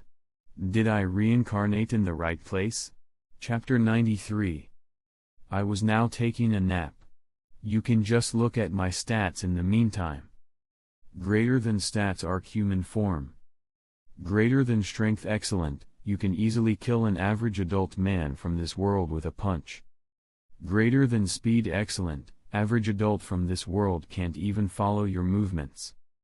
Greater than durability excellent, normal swords without hockey infused can't hurt you. Greater than intelligence stupid, readers think you're stupid. I don't want them to stop reading my novel because of you. Greater than stamina excellent, even thought you're a child you can keep up with dozens of women at night. What a dirty author. Greater than abilities. Greater than mind immortal soul, has indestructible soul. Has weak possession power. Hockey? Ten, Zetsu, Ren, Gyo, In, En, Shu, Ko, Ken, Ryu. Hockey? 6 little helpers. Greater than body? Ultimate. Greater than supernatural none. Greater than miscellaneous skills master of hand-to-hand combat, advanced firearms mastery, advanced sniping, advanced soundless movement, advanced knife mastery, master sword mastery. Greater than mission you can't become king of the pirates nor can you become Hokage wizard king. So just become a king of the world. 1. Find out the truth about the Void Century. 2. Eat every race shown on the series. 3. Obtain the strongest body. 4. Create/rule your kingdom and bring it to prosperity. 5. Become a legend. Get so many achievements that your name would be remembered for centuries. Greater than status healthy, extremely lucky, heavens look over you. Your luck never runs out, underboost 6%. This is what the system showed me when I looked at it. It was quite impressive when you know that I'm not even month old and my body didn't even have time to grow. The weakness of my arc human form is that it takes time to grow. I get stronger as the time goes on, so if I'm just a child I can't be too strong. I have no limit with this kind of body, and the more I live the stronger I get. But it is not a problem as I could increase my growth using Ultimate. One of the quirks I fuse to create Ultimate is biokinesis, so I can use it to make myself grow faster. Sadly I can't do that because I'm now guarded by the guards that never leave me. My whole room is empty except for few robots that look after me, but hundreds of soldiers guard entrance to my room. Because I sacrificed many quirks to make myself extremely lucky before I reincarnated, I again was born into a wealthy family. I looked around my room and looked at robot. It wasn't as advanced as in Boku no Hero world, but it was quite shocking to see one in One Piece world.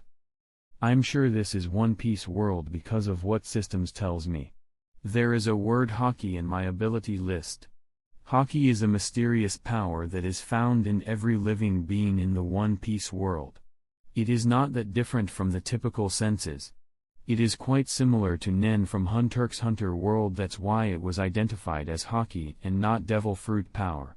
Or there may be different reasons. The world before the world government was quite advanced from what I can see. Even thought I never left my room nor my parents' rooms. I saw many robots during this month. When I was thinking about what to do, 4 maids entered the room. They ran up to me and started to change my clothes. Let's have a time skip so that I can save my dignity. Greater than small time skip, greater than. After they changed my clothes to what I consider a clown's outfit, I was escorted into an enormous ballroom.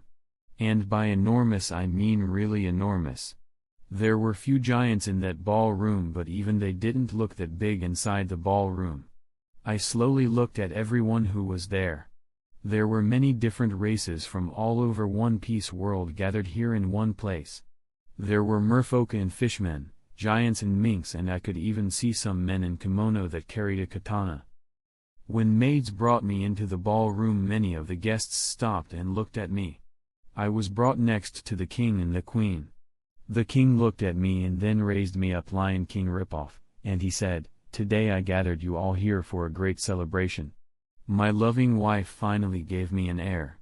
This is your future king, and today I gathered everyone to show your allegiance to your future king. He will be the future king of Void Kingdom, yes. I'm that lazy to name the ancient kingdom a Void Kingdom. After he said those words, the ballroom was quiet. I would have facepalmed myself if I wasn't in front of so many people. Is this king stupid or something? Nobody likes when you just come and tell them, I know you worked hard and you were so loyal to me. Now you have to take orders from a kid who I'm not even sure could become a good leader or not. First of all, I have to prove them I'm worthy to be their leader. If you just tell them to follow my orders, they may even just kill me here. But what I thought would happen didn't happen, and many of them, after looking at me with awe and said, the prince looks so dignified. Or, whenever I look at the prince I feel so inferior, he has such a strong conqueror's haki even though he's just a kid. Some of the people even started to kneel before me and say, he's so bright I can't even look at him. Chapter 94. First person to come up to me, my father actually, was a big muscular man. He had a scar under his left eye and wide smile was plastered on his. He bowed down and said, your loyal subject Monkey D. Whalen swears his allegiance to the young master. After he said that, two more people stepped forwards. One of them was a slim and lanky man in his 20s that looked really weak. Other person had an average figure with a handsome face. He also had a good handlebar mustache, and with it he looked like a gentleman. The weak-looking person bowed down and said, loyal subject Trafalgar D. Llewellyn swears allegiance to the young master. The other gentlemanly guy kneeled down too and said, Goldie Nathan swears his allegiance. 5 more people stepped up after the Llewellyn and Nathan stood up. One of those 5 people was a giant that carried a gigantic metal club. That person looked like a barbarian who loved fighting. That giant put down his club and said, Jaguar D. Barnabas swears his allegiance. One more person of the 5 bowed down. He was a handsome person with long and golden hair. He kneeled and said, Porcus D. Christa swears his allegiance. Next person that bowed down was a person that looked like a snow leopard. He had a humanoid body, but his body was covered with white fur with black dots. He was a mink. Mink is one of the many races in One Piece world. They have humanoid bodies and they could mate with humans. The only difference between two races is that minks are stronger and they're covered in fur. Snow Leopard bowed down and said, Kusunagi D. Yoshie swears his allegiance. After he said those words, he stood up and went back next to the other people who kneeled before him. Before he left my sight, I could see that after he stood up he looked at one person from the 5. His look contained contempt and hatred. The person who he looked at was the next person to kneel. He was a tall muscular person who wore a kimono and wooden sandals. He had a long flowing hair and 2 swords on his waist. You can easily tell he was a samurai. He bowed down and said, Amatsuki D. Densetsu, this name was hand-picked by me, swears his allegiance. When he said those words, I heard someone sneering from the people that already kneeled. Yoshie, who already kneeled, looked at Densetsu and said, what your people know of loyalty? You're in my presence and this is my only son's birthday. You can sort your past in a different place. Before Yoshie could continue, my father interrupted him by yelling at him. His yell contained enormous power and I could see that many guests got dizzy and some even fainted. Those who fainted were taken away and it was time for the last person from the 5 to swear his allegiance. Last person to kneel before me was a wicked-looking man with long hair. He wore all black and his face was full of scars. He kneeled and said, Rox D. Field swears his allegiance. After him many more people came forward and kneeled before me, but no other person had D as his middle initial. 1. A year passed since the time of the celebration and now I'm 1 year and 1 month old in this world. I still can't leave the castle, but I researched about the world I'm in right now. This is One Piece world 912 years before the timeline just I wished it for. After knowing that I'm in the past, I tried to remembering most of the important parts of the story and compare them to what I learned this year. Because I can't leave the castle, only way for me to research was from asking my maids and the servants who work in the castle. I found few interesting things throughout my research. First thing I found was about the middle initial D, because Will of D was an important part of the anime series. I found that D was the title given by the Void King. My great-great-great-great-grandfather, the first Void King that established this kingdom 300 years ago, and for 300 years our family is still powerful because of two reasons. First reason being we have strongest of the strong in our ranks. 300 years ago when my great-great-great-great-grandfather started the kingdom, his three most powerful generals received a title from him and were given one wish by the king. Those three generals then started to pass that title to the eldest of the family members for them to protect the royal family. His grandson and my great-great-grandfather during his rule made some changes and gave the chance for new strong people to receive a title. Those who proved their strength and received the title would get one of their wishes granted. They would get anything they want, be it land or more power. You may say, why no person wish to become a king of the Void Kingdom if they have one wish? Answer is simple. It's that the author is too lazy and stupid to think about this question. Throughout Void Kingdom's rule, only 8 families have the title of D. Second thing that guaranteed Void Kingdom's rule was Chapter 95. Second thing that guaranteed Void Kingdom's rule was even more strength. The reason why all the strong people listened to the Void King was because he was the strongest. His mastery over hockey was the strongest and his body was the strongest body anyone could have. He was the first devil fruit user and was the person who invented devil fruits. 300 years ago the first Void King was just a traveling mercenary. Quite a strong mercenary, but still only just a lowly mercenary. He traveled the whole world and was deemed as the strongest human in his era. But still he wanted more power because even thought he was the strongest human, he was still human. That time the peak predators were not humans but dragons. Yes, dragons.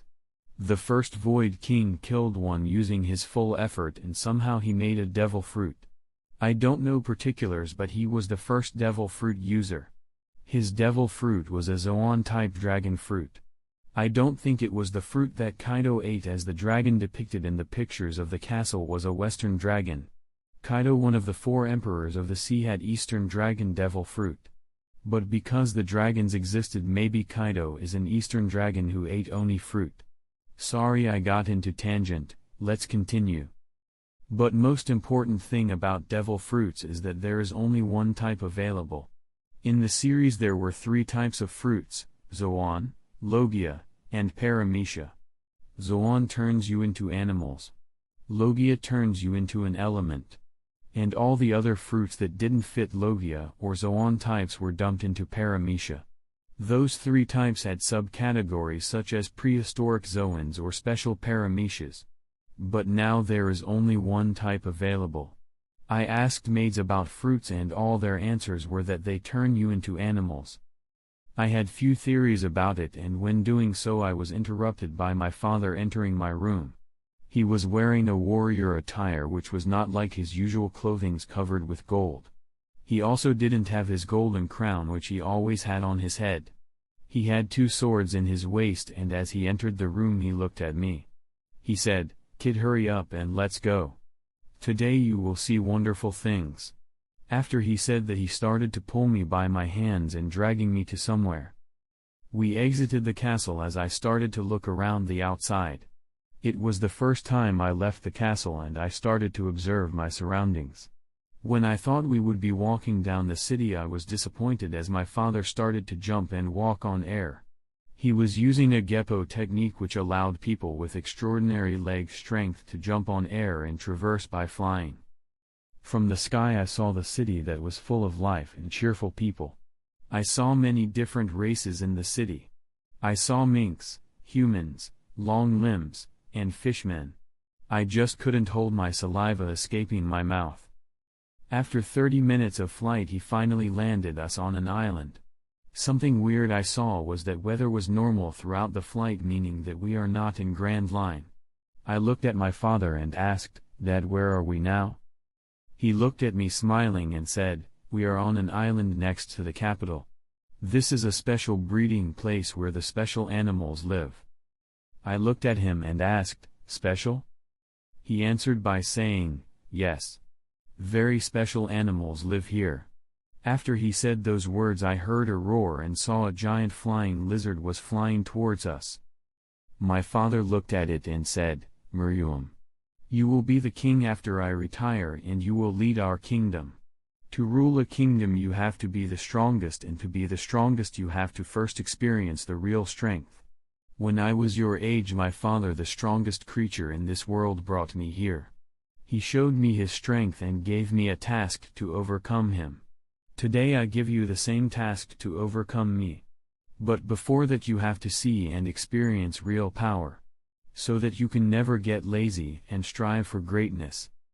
After he said those words, his body started to be covered in scales and his hands turned into a dragon wings. The two swords in his waist, he used his legs to wield them, and he went to fight the incoming dragon. The dragon took a deep breath, and after few seconds he spewed a fire breath. His breath left nothing alive, and the greenery that touched it was vaporized. My father did nothing and flew towards the fire breath. When fire almost touched him, my father used the swords he wielded with his legs, which already turned black. He sent out a double slashing attack which slashed the fire breath, and with it, the slashing attack didn't stop there but continued. Eventually it slashed the whole dragon. In less than a minute a dragon dropped dead. After the first dragon died, many more dragons started to fly toward my father. There were hundreds of them. They looked all different, some were eastern dragons and some western. One man was fighting hundreds of dragons. Chapter 96. 3 fastest dragons arrived before my father, 2 of them being green eastern dragons and 1 blue western dragon. All 3 surrounded my father and them attacked him using their claws. Their claws were as dark in night, and their attack carried so much friction that air itself ignited into flames. My father in his hybrid form used armament hockey and powered his wings.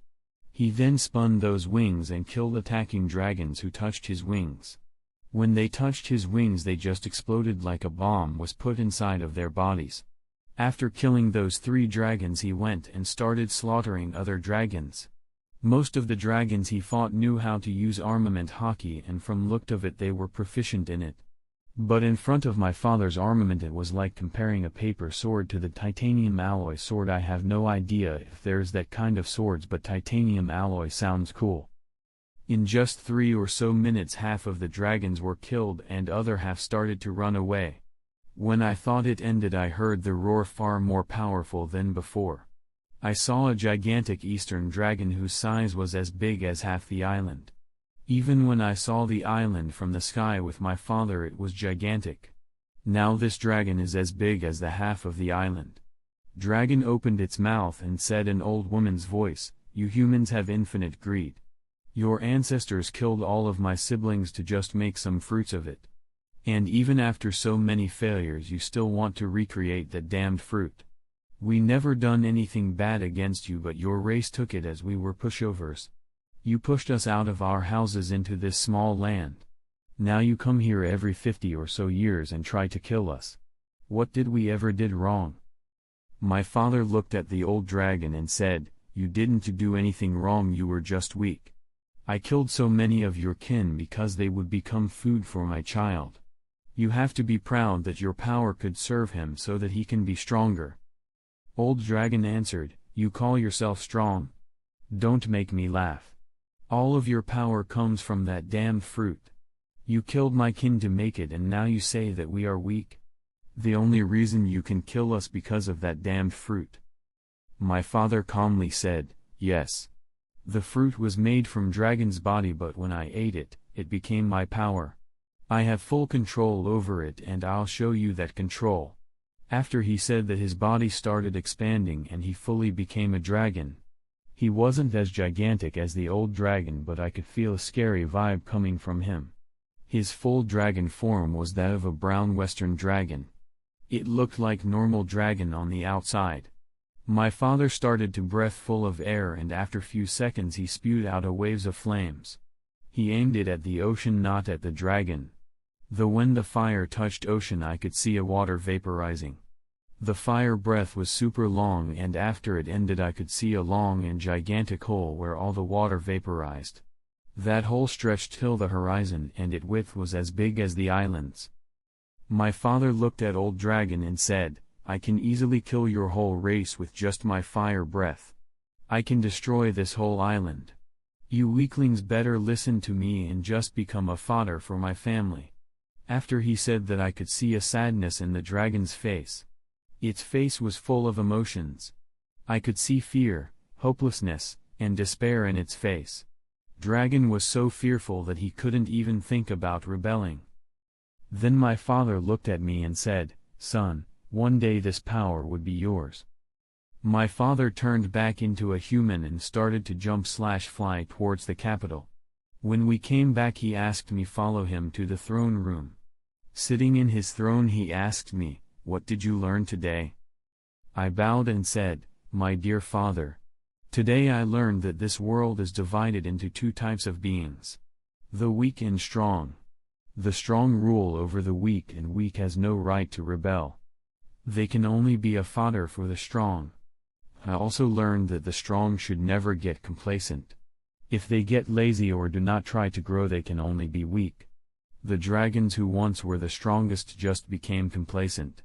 They never viewed others as threats until one day the weak got stronger than them. They had so much time to get stronger when humans were weak. But they wasted all that time. They lost their reason to become stronger, which made them weaker, so weak that they're now a fodder." My dad looked at me and said, "And who are you? Are you the weak fodder or the strong champion?" I looked at him and said, "I'm not only the strong but the strongest. Just like my father." He smiled and said, "You're a great son. After 2 years you will start your training. Right now you're just a year and a month old. You're too weak to train." After he said that, he teleported in front of me and picked me up. He brought me to my room and put me on my bed. He looked at me and said, "Good night, my little champion." After few years, there were many rumors in the capital of the Void Kingdom. Wherever you go, you could hear civilians talk about the hot topics from all over the capital. Inside one of the bars there was a talk about a prince of the kingdom. One person said, "I heard that when Prince was just a year old he flung 2 wet nurses across his room." The other person said, "I heard when he was 2 years old he caught 4 fierce rabbits with his bare hands." Those are all old news. One person said, and with a disdainful smile he continued by saying, "I heard that few days ago when Prince turned 4 he killed 2 bears barehanded." Comment. Yes. You're reading correctly. This author is unoriginal piece of, Chapter 97. Training area inside the castle. I was standing and looking at the person who was before me. He was a handsome adult with long and blonde hair. He wore fancy clothes that made him look like some kind of prince. He looked skinny if you just look from a distance, and he didn't look that strong. He had only a rapier around his waist for protection. If you were to walk like this on the streets, you would be the prime target for kidnapping. In short, he looked like Prince that never in his life dirtied his hands. He may look weak, but in actuality he's one of the strongest people in the kingdom, Portus de Christa. From the anime I knew of only 2 people from the Portus family. They were Portus de Rouge and Portus de Ace. I looked at Christa and prayed for his well-being because all the Portus family members introduced died. And that's where my information ends. Portus family except for 2 members, I know nothing about it. Christa looked at me and said, "Your Highness, Prince this servant of yours would start to teach you today. After I turned 3 I have gained few privileges. I could now leave the castle by myself, and my father himself picked me a teacher. I wanted to travel around the capital, but before that I was dragged here." I looked at him and asked, "What would you teach me?" Christa smiled and said, "Your Highness, in the mornings I would teach you about the geography. After that we would have practical classes where I teach you fighting techniques, and after lunch we would have a sparring session." I nodded and sat down on a chair next to me. Krista disappeared and reappeared in front of me with a small board on his hands. He adjusted the board and after that he started to draw something. At first I was following him, but after few minutes I was struck by a lightning.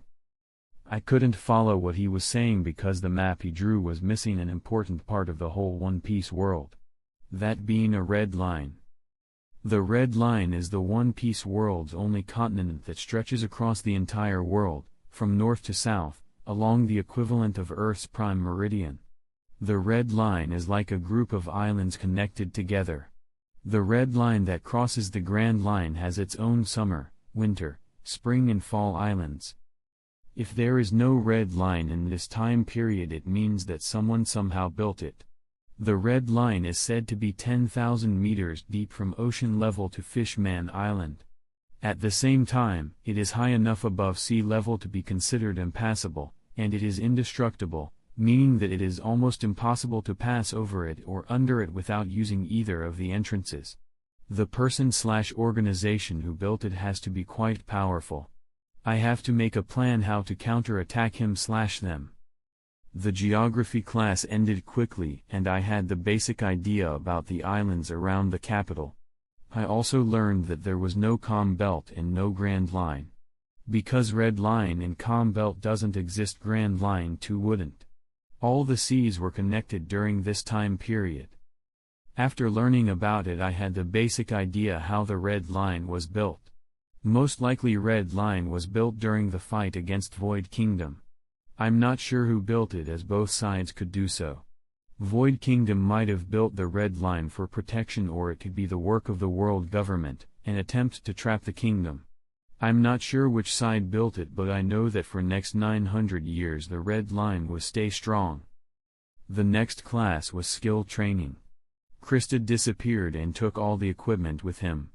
After few seconds he returned and said, "First let's see your physical strength. The skills I will be teaching you are taxing for human body, and to master them you have to have good physical body. Your Highness, you just have to punch me with all of your might," he said relaxingly, not taking me serious. I really hated how he looked at me like to a child.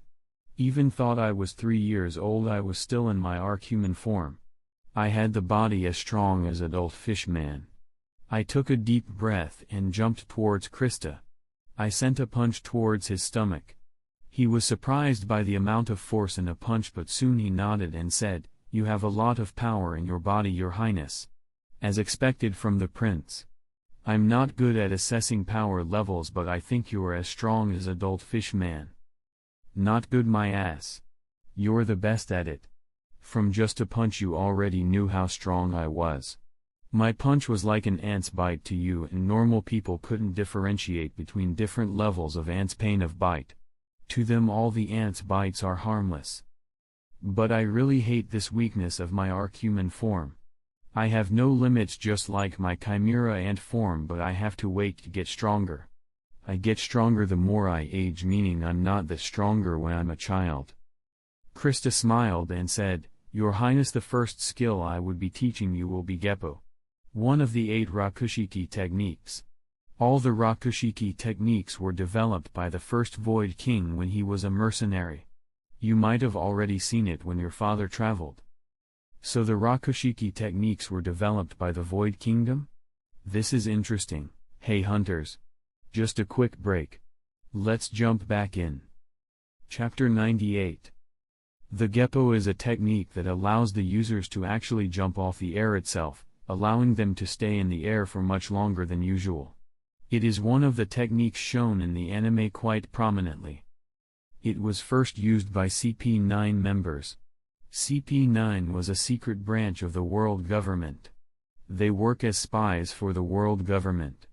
If Marines were light side of the world government, then CP is going to be their shadow. I looked at Krista with anticipation, as I really loved the idea of jumping around in air. Krista disappeared again and reappeared holding a wooden rapier. He put down his own weapon and using the wooden rapier he pointed at me. He said, "Your Highness, can you try jumping as high as possible?" I did what he told me.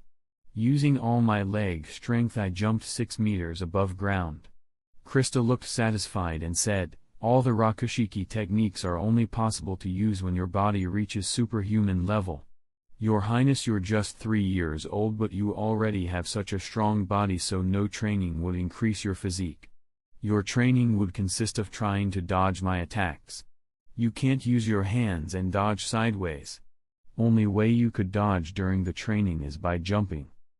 After he said that, he created a distance between me and himself.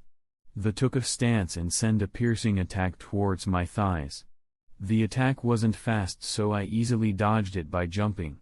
After I dodged it, Krista didn't stop. He retracted his wooden rapier and sent another attack towards my knee. All those things he did in a blink of an eye, and at that time I was still on air. I couldn't jump on air, not now at least, to dodge it. His attack landed on my knee. When his wooden rapier touched my knee, I felt pain I never felt before. I felt like hordes of elephants were stomping over my body. Even though he just attacked my knee, I felt like my whole body was injured.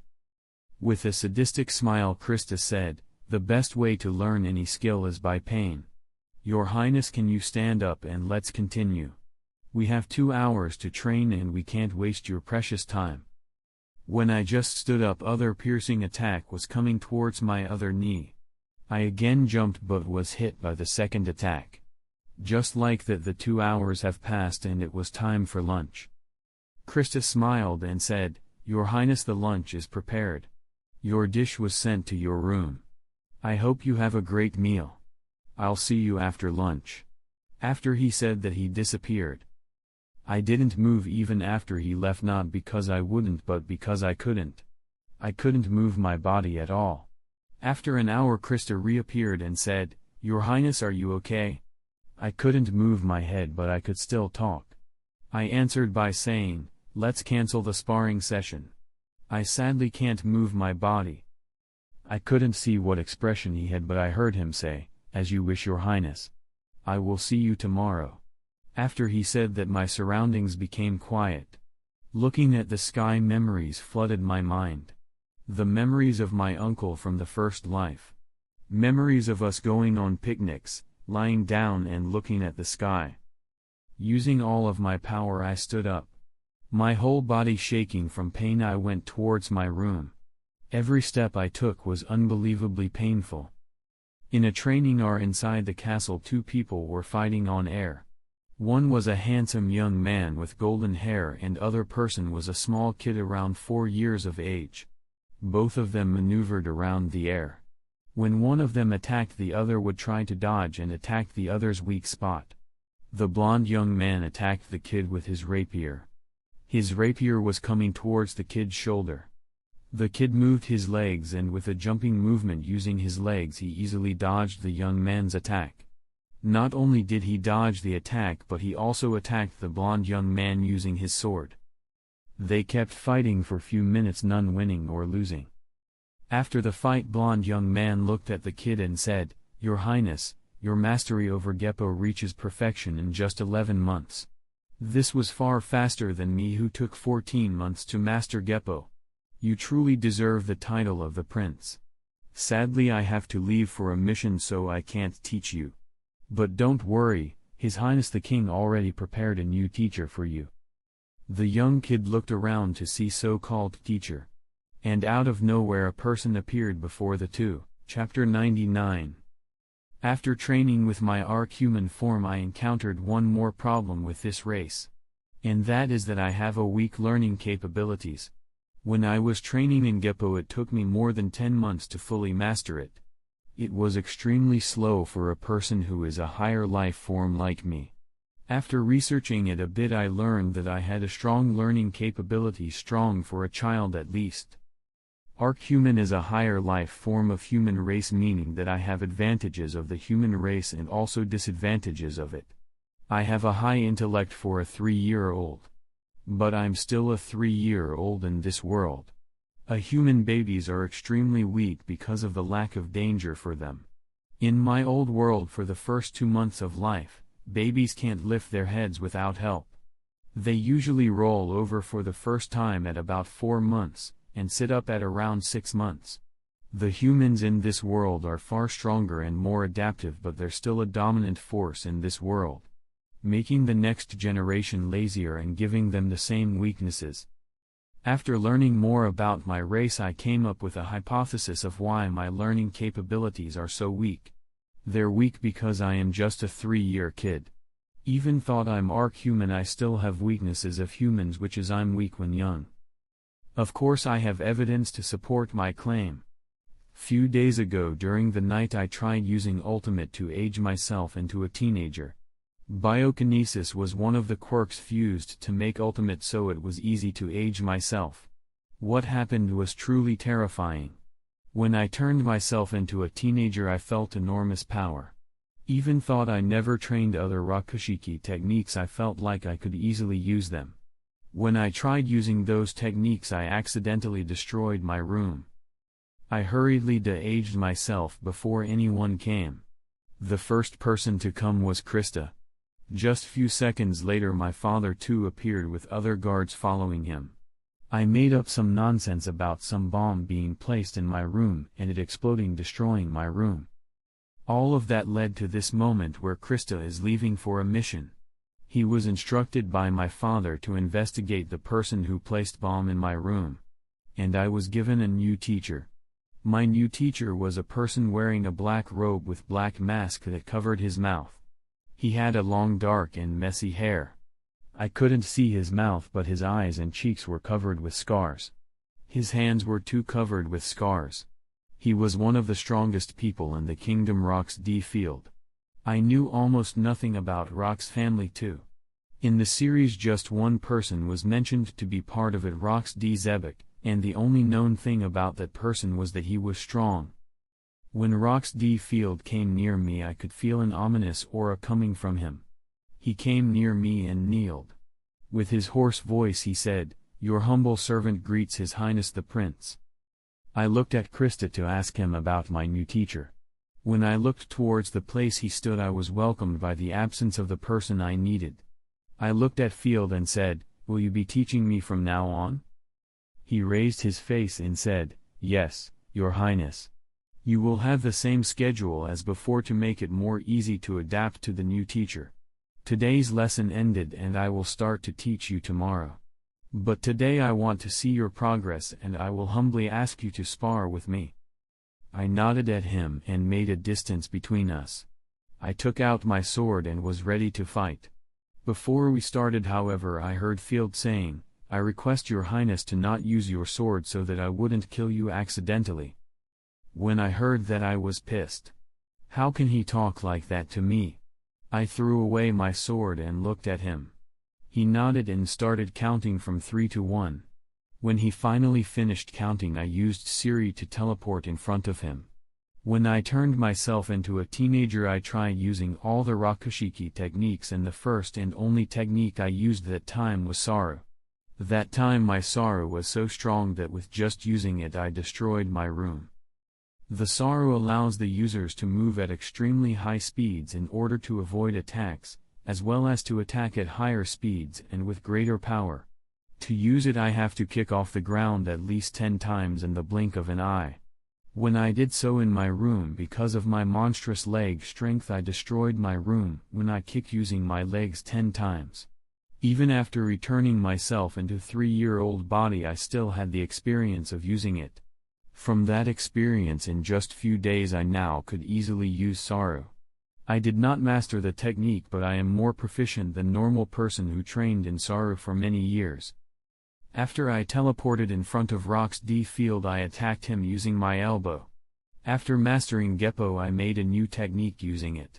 The new technique I developed was using Geppo with any body part of my body. I could use Geppo using my hands and my elbow. I used Geppo on my elbow to propel myself back a little, then I used Saru to teleport to the back of Field and I attacked him with a surprise attack. Chapter 100, Side Story. Kill him. Kill him. Kill him. Kill him. Kill him. Kill him. Kill him. Kill him. Kill him. Kill him. Kill him.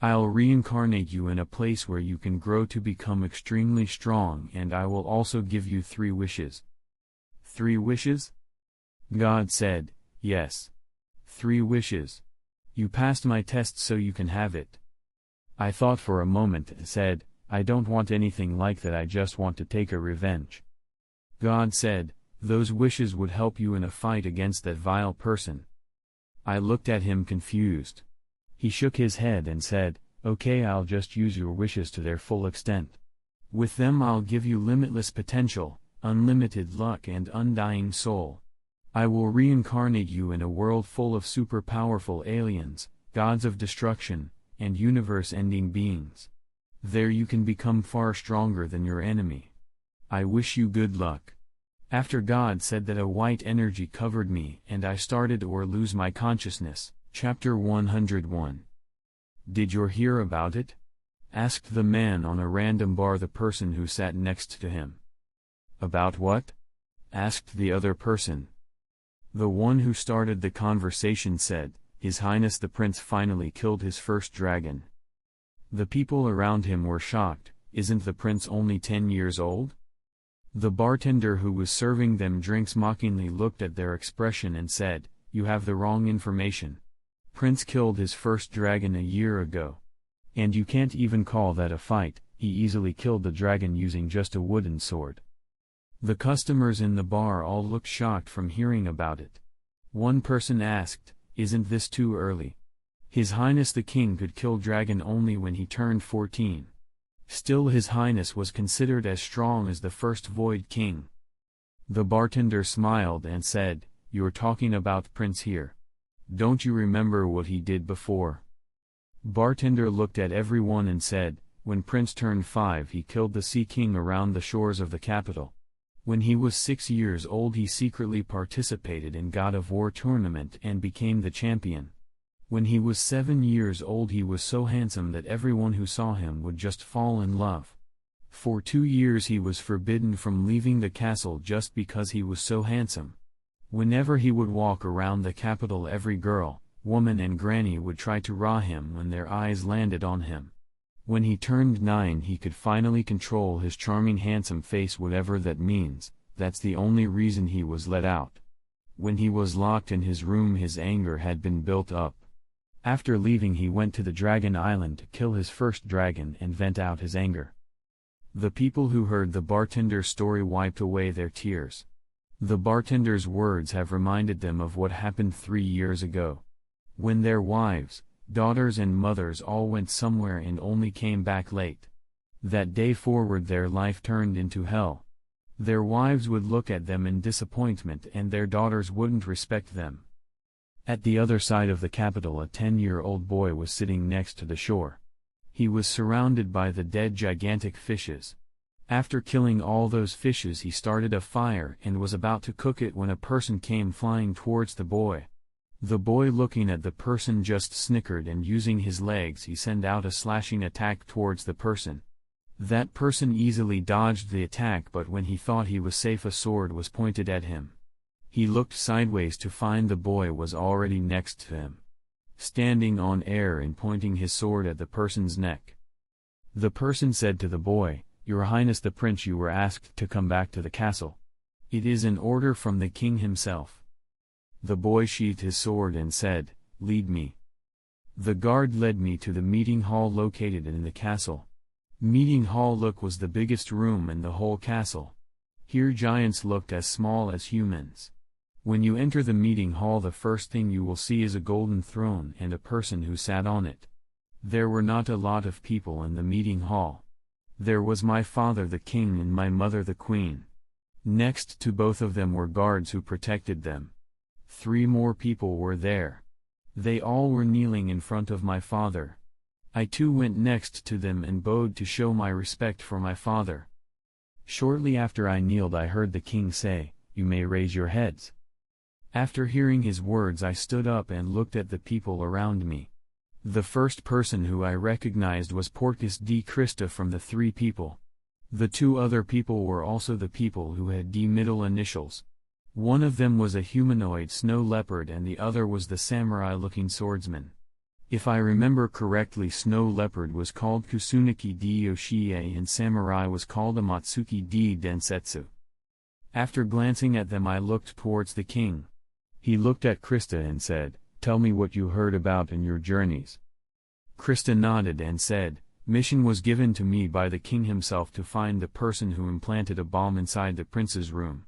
Sadly I couldn't find anyone after searching for 3 years. I went to every corner of the world but couldn't find any clues. After 3 years of unfruitful search I decided to go inside the Florian Triangle. I was trapped there for more than 3 years. But it was a great experience as I saw the creatures as big as skies. I saw a gigantic dinosaur that created volcanoes everywhere he walked on, I saw a gigantic elephants that were big enough to walk on ocean floor, and I saw the creatures that were as big as the sky itself. In the series The Florian Triangle was a stretch of sea that one had to cross over when heading from Water 7 to Fishman Island.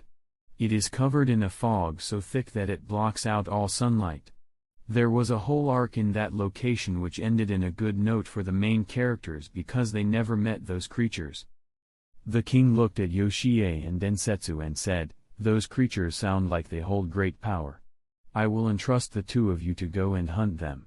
Try turning them into the devil fruits. Such a powerful creatures would make a great fruits."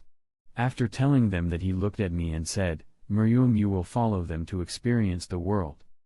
I bowed down to him and asked, "Dear father, can I bring few people with me?" He looked at me and asked, "Who you want to bring?" I smiled and said, "When I left the castle I found few talented young men. I want to train them so that they could be the future pillars that will support this country." Chapter 102. My father looked at me and asked, "Why do you need to train talents? You already have experienced warriors who will support you when you become the king." I answered him by saying, "From Master Krista I heard many stories about your youth, father. You and Master Krista were not only master and subordinate but also great friends. I too want to develop such bonds through adventuring and many battles. Nothing develops friendship more than fighting together." My father smiled and said, "Krista, Yoshie, and Densetsu, you three may leave. Miriam, my son, you have to stay." After the three of them left I looked at my father confused. I asked, "Dear father, may I know why I was asked to stay behind?" He said nothing and looked at the guards that surrounded him. He said, "You are excused too." Hearing his words the guards slowly left the meeting hall. Only 3 people were left in the whole gigantic room. King stood up and started pressing parts of the throne. After he pressed the different parts of the golden throne I heard a sharp sound of something opening. The throne started to slowly rise up, revealing an elevator. King and Queen boarded the elevator and King looked at me. He said, "You came here too?" I followed them and entered the elevator. He pressed the button for the lowest floor and we slowly descended. When the door opened I saw something wonderful. The room where we arrived was like a garden of gods. There were many different kinds of fruit trees, all with various sizes. It looked like I arrived at the paradise. I went towards the nearest fruit and was shocked to see that it was a devil fruit. I looked at every tree to see that every fruit there was a devil fruit. My father looked at the garden and said, "After 300 years of hard work, this is the greatest collection of devil fruits. There are 78 dragon devil fruits. They all were made from 78 different kinds of dragons. My father and his father too wasted all our life to create this collection. There are 77 available fruits for you to eat here. Choose any of them that you like to consume." I looked at the all dragon fruits and asked, "Will I become weak to water after eating those fruits?" My father was confused as to why I asked that question, but he still answered by saying, "Weakness to water is the same for every devil fruit." The technology of creating a perfect devil fruit was only known by the first Void King. Only he knew how to make a devil fruit without this weakness. But there was also a downside for that technology, as that technology only allowed for a devil fruit having only one user. The devil fruit of the first Void Emperor after his death never reincarnated into the nearest fruit. No matter how perfect the devil fruit is, it will always have some downsides. But the power it gives is truly terrifying. If you eat a dragon fruit, your power will increase hundredfold. Before eating my own, I could hardly kill a dragon, but after eating it I was easily able to kill normal dragons. You are my pride. In just the age of 9 you already killed a dragon, and it was even without using a devil fruit. If you eat one right now, in the future you'll be the strongest king that ever lived. After he said those words, I could see tears of happiness in his eyes. Please control yourself, you are a king of the world. My mother the queen took out a handkerchief and gave it to my father. I looked at her and was shocked to see that she too was crying.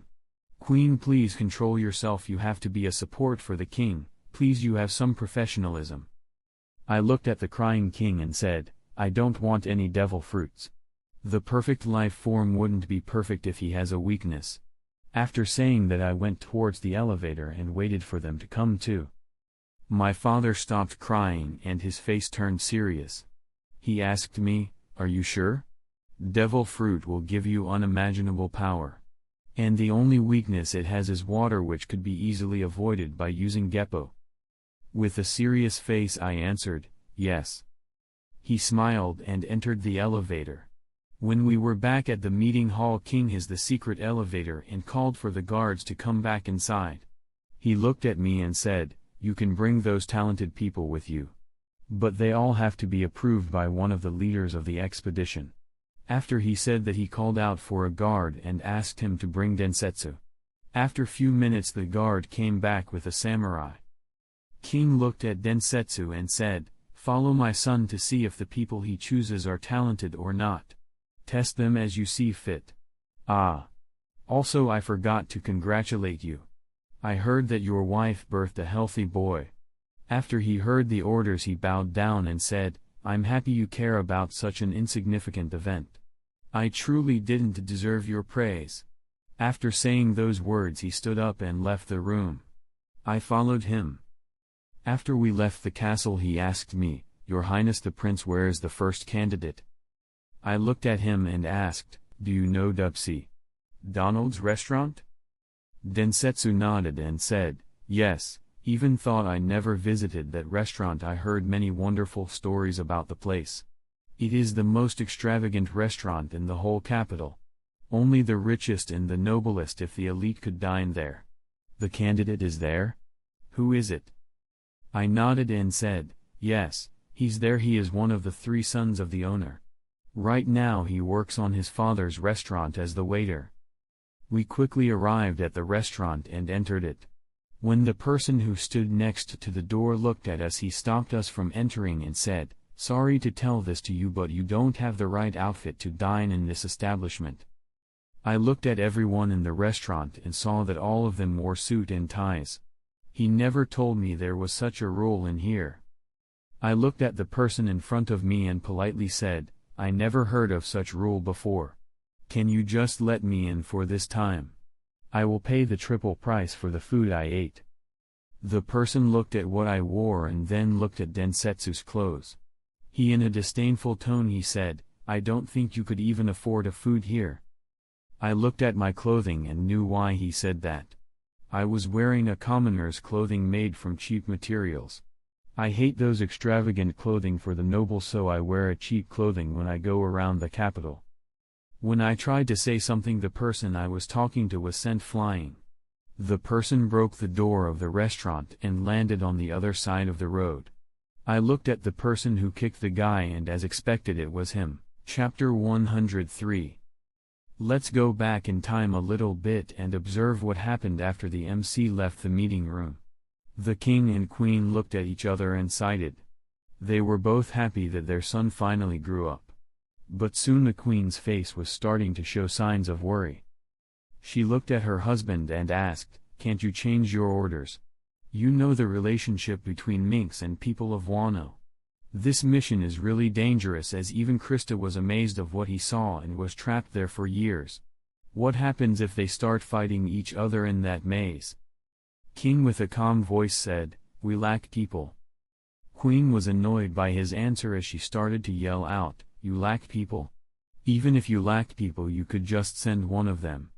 Don't forget that one healthy tiger is far stronger than two weakened tigers that hate each other teamed up. The king, still not changing his expression, said, I know those two really well. They wouldn't endanger the mission because of the past misgivings. You think too lightly of them. He stopped for a second and continued by saying, even if they start fighting, my son could stop them. He is my son and the future king of the kingdom.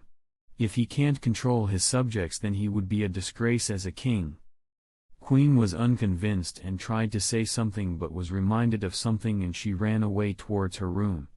King was curious and followed her. When they arrived before the room, they saw a person. He was big, muscular guy with a scar under his left eye. He had a short buzz cut and he smiled like a child when he saw the king. He was one of the strongest people in the kingdom, Monkey D. Wayland. He bowed down and gave something to the queen. King looked at what his wife received and was dumbfounded. It was stacks of paper with pictures of different princesses on them. Next to the picture there were many words describing the princesses. The description was so detailed that some of the things written in the paper may be the news to princesses themselves. King looked at the queen and asked, you send one of the strongest people to spy on some girls. Country always lacks manpower and you keep wasting them. Queen looked at the king like he was an idiot. She said, this matter concerns the future of the kingdom. My son is growing and we need to find a fiancé for him as fast as possible. After saying that, she entered her room and soon King too followed her. I looked at the person who kicked the guy who obstructed us and surely it was him. He was extremely tall kid.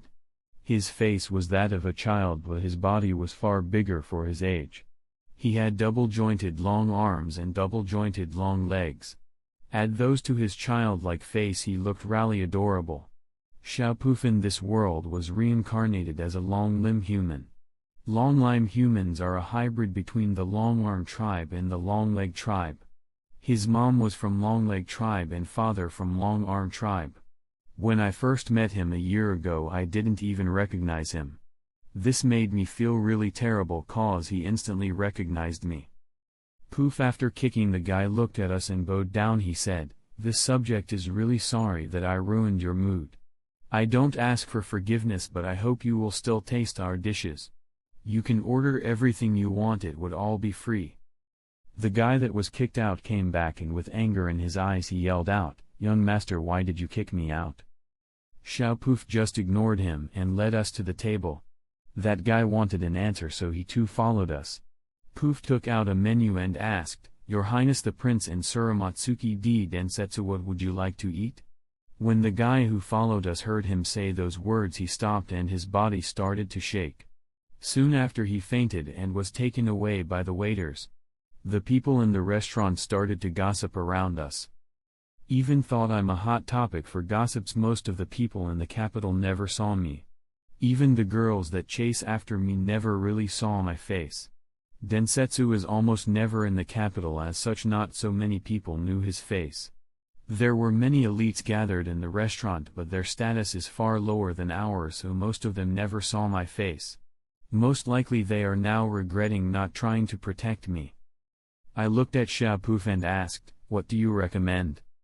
He smiled and said, I recommend Forshu lobster, Samundari kazana curry and bluefish tuna that you praises the last time we met. So fishman. It's not bad. I met Poof a year ago and tasked him with finding delicious food for me. That time I already have spent 9 years in this world and I had no progress in obtaining bodies of other races or in my world mission. My task was simple. I tasked him to find and collect specimen for my consumption. I told him to focus on one race so that he wouldn't make mistakes. And I told him to keep the bodies until I come to his restaurant.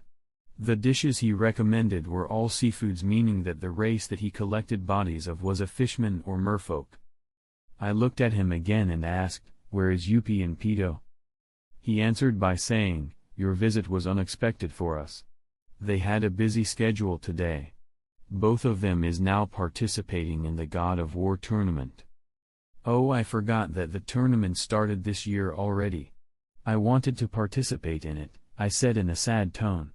When I tried to continue the conversation, I felt an killing aura. I looked around the restaurant and spotted 4 dangerous people. They looked like assassins. When I tried to get rid of them, Densetsu stopped me. With his eyes he pointed towards Poof. Chapter 104.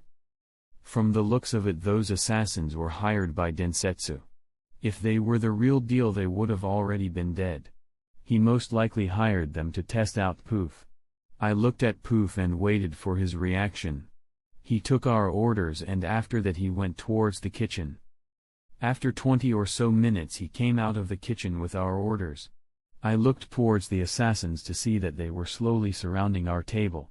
The first one to act was the shortest of the assassins. He pretended to fall on Poof. Xiao Poof was holding our orders, so his hands were busy. He was full of openings, and when the assassin pretended to fall on him, I saw some silver light coming from his clothing. He most likely had a knife in his clothing, and when he fell on Poof he would silently kill him. When assassin fell on him, he wasn't moved from his place. He continued to serve the dishes to our table. The assassin, on the other hand, was lying on the floor. There was a small hole in his chest where the heart should be. I looked towards the other assassins and saw that none of them were around. I was quite impressed by his speed. I looked at the first victim and saw that his body was nowhere to see. I looked at other ones and they too disappeared. He was a long-limbed tribe member. His double-jointed long arms gave his attacks more power and range. His double-jointed long legs gave him more speed. A year ago when I met him, I used Ultimate on him and upgraded his race. That time he already had a good grasp of the Rakushiki techniques and had awakened observation haki. After he became Arc Longlime, I never checked how powerful he was. You may ask, how does the civilian know of Rakushiki techniques? Before answering the question, I would compliment you because you're a truly good reader. In this era, Rakushiki techniques are widely spread. They are like high school calculus classes. You don't need them for your future, as you wouldn't normally use it in everyday scenarios. But you have to learn them in high school. They are mandatory. The same is for the Rakushiki techniques. They are public property, meaning anyone can use them, and parents would teach their children those techniques. Because the first Void King was a mercenary, strength is deeply respected in the kingdom. And even if you're not gonna be a warrior in the future, you still have to know few Rakushiki techniques to even be considered an adult. After eating the food, now I have to find a way to get rid of Densetsu because the real delicacy is waiting to be consumed. I looked at Densetsu and said, "Those people you hired, were they part of the army?" Densetsu shook his head and said, "No, they were hired assassins from the underground.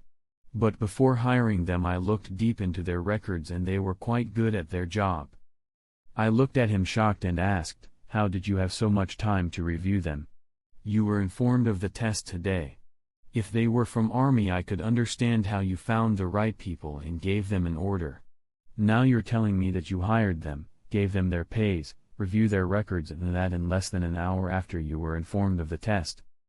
This is some high-level bullshit here." Densetsu smiled and said, "You may not know this, but I have some influence in the underworld. I have many fodder assassins working for me in the royal family." I looked at him with a disdain and said, "Go and bury the bodies with your own hands. You take the human life too carelessly. You not only represent yourself when you walk around the streets, you also represent our country. What others would think if the face of our country is represented by a ruthless person who doesn't respect the life of others?" He kneeled and said, "I will follow your orders." Poof came near and told Densetsu where he left the bodies. Densetsu disappeared, and using Nen, I tried sensing him around. After coming to this world, I could use Nen techniques, which is really useful. He was nowhere around the area. After checking that, I started to follow Poof as he went towards the basement of the restaurant. When we arrived at the basement, Poof opened a secret room and I followed him. The secret room was a freezer, and inside it there were bodies of fishmen/merfolk. Poof smiled and said, "Your Highness, you're truly hypocritical. You reprimanded that person how he was unsightly to be serving you when you yourself aren't a saint." I looked at the bodies and said, I really don't care. Morals and ethics are only useful as excuses. The only thing that matters is strength. If I wasn't the prince and the future king, do you think he would have listened to me? He most likely would have killed me if I didn't have a strong background. After saying that, I started to eating the bodies. After eating 2 or 3, I could already transform into a fishman, but I had to eat more to evolve the race. After eating 20 or so corpses, I fully understood every part for the fishman body evolving the race. Before this I could evolve Poof because long-limbed humans are the same as humans, but they have extra joints. It was easy to evolve him as I already had profound idea about the race. I transformed myself into Arc Fishman to try out the new body. After the transformation I got shorter, but my physical power was astounding. Normal Fishman was 10 times stronger than normal humans, but in Arc Fishman form I was 20 times stronger than in my Arc Human. And I wasn't even in water. If I was in water I would have become far stronger. In my Fishman form I looked like a handsome humanoid shark. Imagine Arlong but far young and handsome version. I could also transform into a merman, but I'll do it next time. It's time to go and meet my other subjects. Chapter 105. When I was exiting the secret refrigerator room I stopped midway as I remembered that I didn't combine the races to evolve my Chimera Ant form. First I turned into Chimera Ant, and then at the same time I started to also turn my body into Arc-Human form. I slowly merged the 2 races together. There were no visible changes in my new form. After merging those 2 races I tried adding some Arc-Fishman race genealogy into the mix. After 2 minutes I merged the 3 races. I was elated, but the happiness didn't last long. When I first merged the 3 races I felt 100 times stronger, but then my body started to break down. My new Chimera Ant body was breaking down. Using Ultimate I tried to combine myself back but couldn't.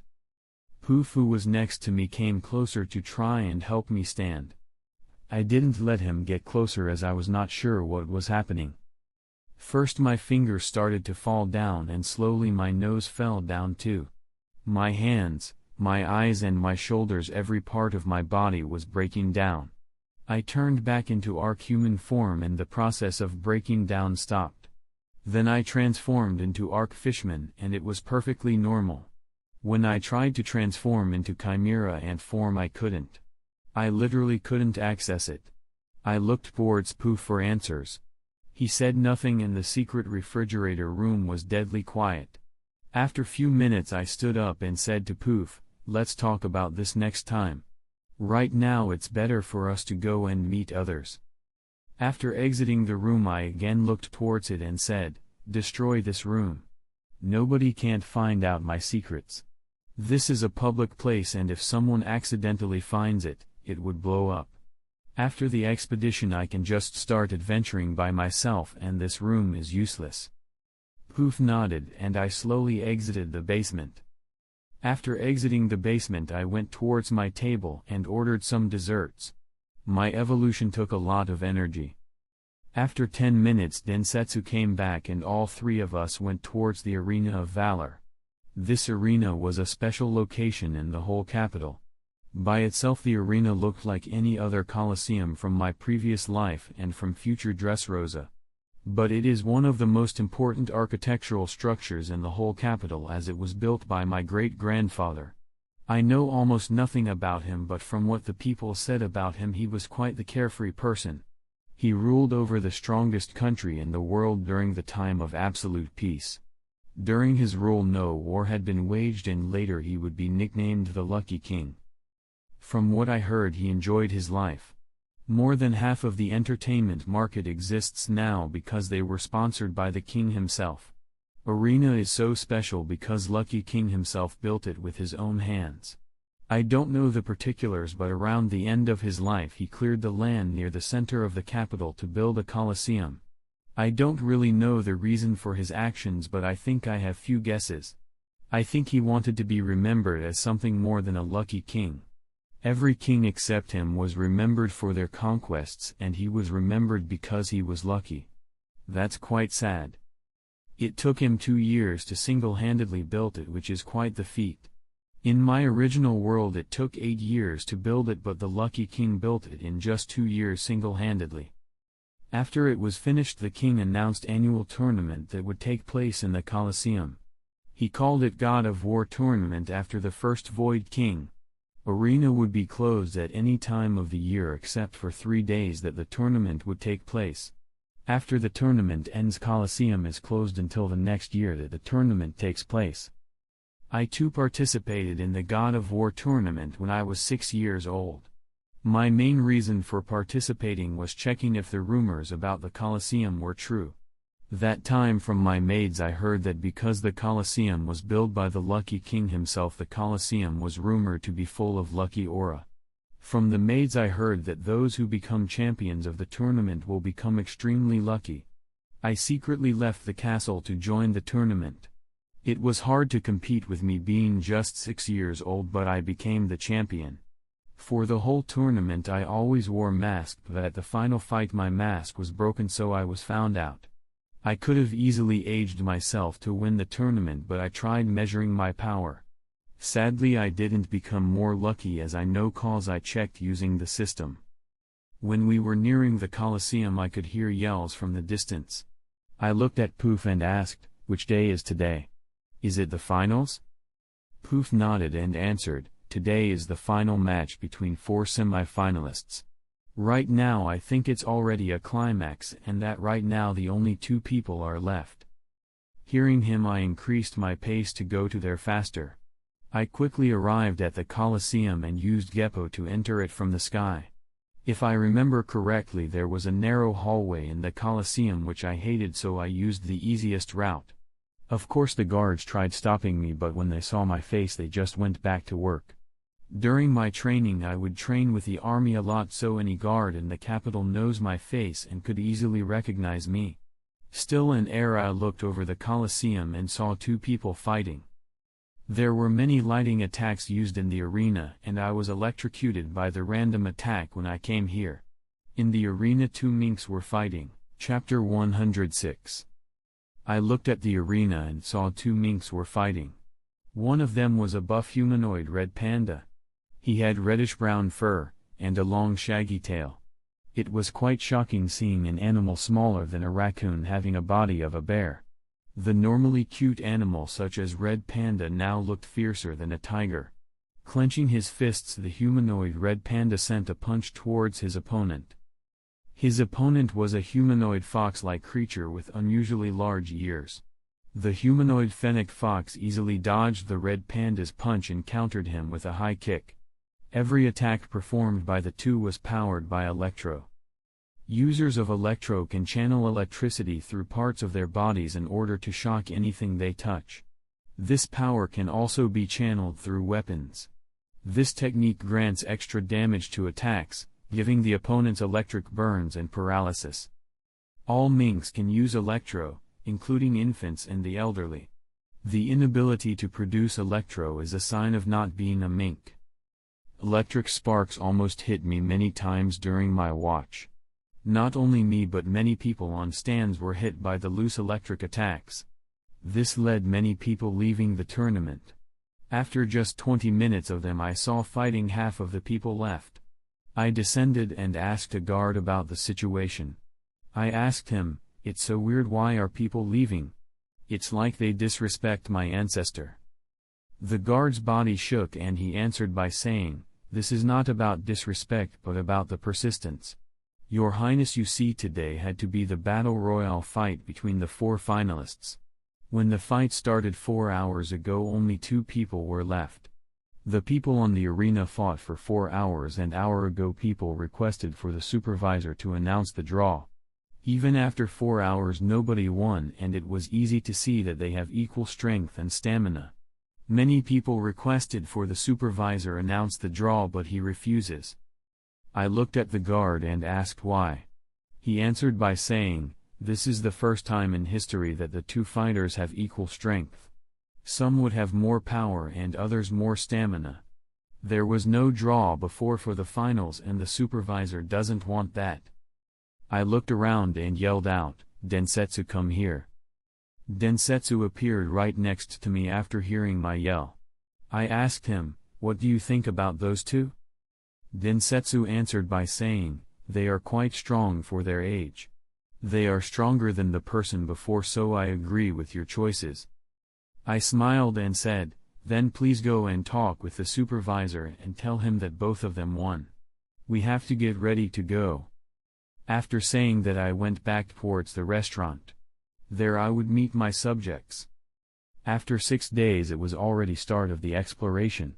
I was now sitting in Dub C. Donald's and eating my breakfast. 2 people stood behind me. One of them was a humanoid red panda aka Yuppie, and other was a humanoid fennec fox aka Pito. They stood behind me like that for an hour and it was really awkward. I looked at them, said, "You guys can sit on chair." Both Pito and Yuppie answered simultaneously, "We can't. From Shapoof we heard you were attacked by assassins when eating and they disturbed you enjoying your meal." After hearing them I went back to eating my food. After 20 minutes Densetsu appeared and said, "Your Highness, the ship is ready." I stood up and followed him. We arrived before the gigantic ship in 10 minutes. The ship was fully metallic and was colored blue. It looked like a marine ship from the series. I looked at Densetsu and asked the question that bothered me for some time. I asked him, "From what I know the kingdom doesn't produce flying vessels. Isn't it more convenient to produce them?" He answered by saying, "Your Highness, 60% of the people in the world know Geppo. We have technology to develop airships but it would be too expensive to maintain them. And even if we spend that much money on airships it would be useless. 60% of the people could use Geppo, so they would use it to move around the planet. For exploration and transportation of resources we could just use normal ships. It way slower but it will cost less. It's not like the world is separated by the super long wall that makes it hard to travel." That example was super specific but he's correct. Red line doesn't exist in this time period and there is no actual need for people to make airships. I looked at him and asked, "What about wars? Isn't airships useful during wars?" He answered, "There was no major war for 300 years. No country would be stupid enough to fight against our kingdom. Also we have 20 countries as our colonies that serve us."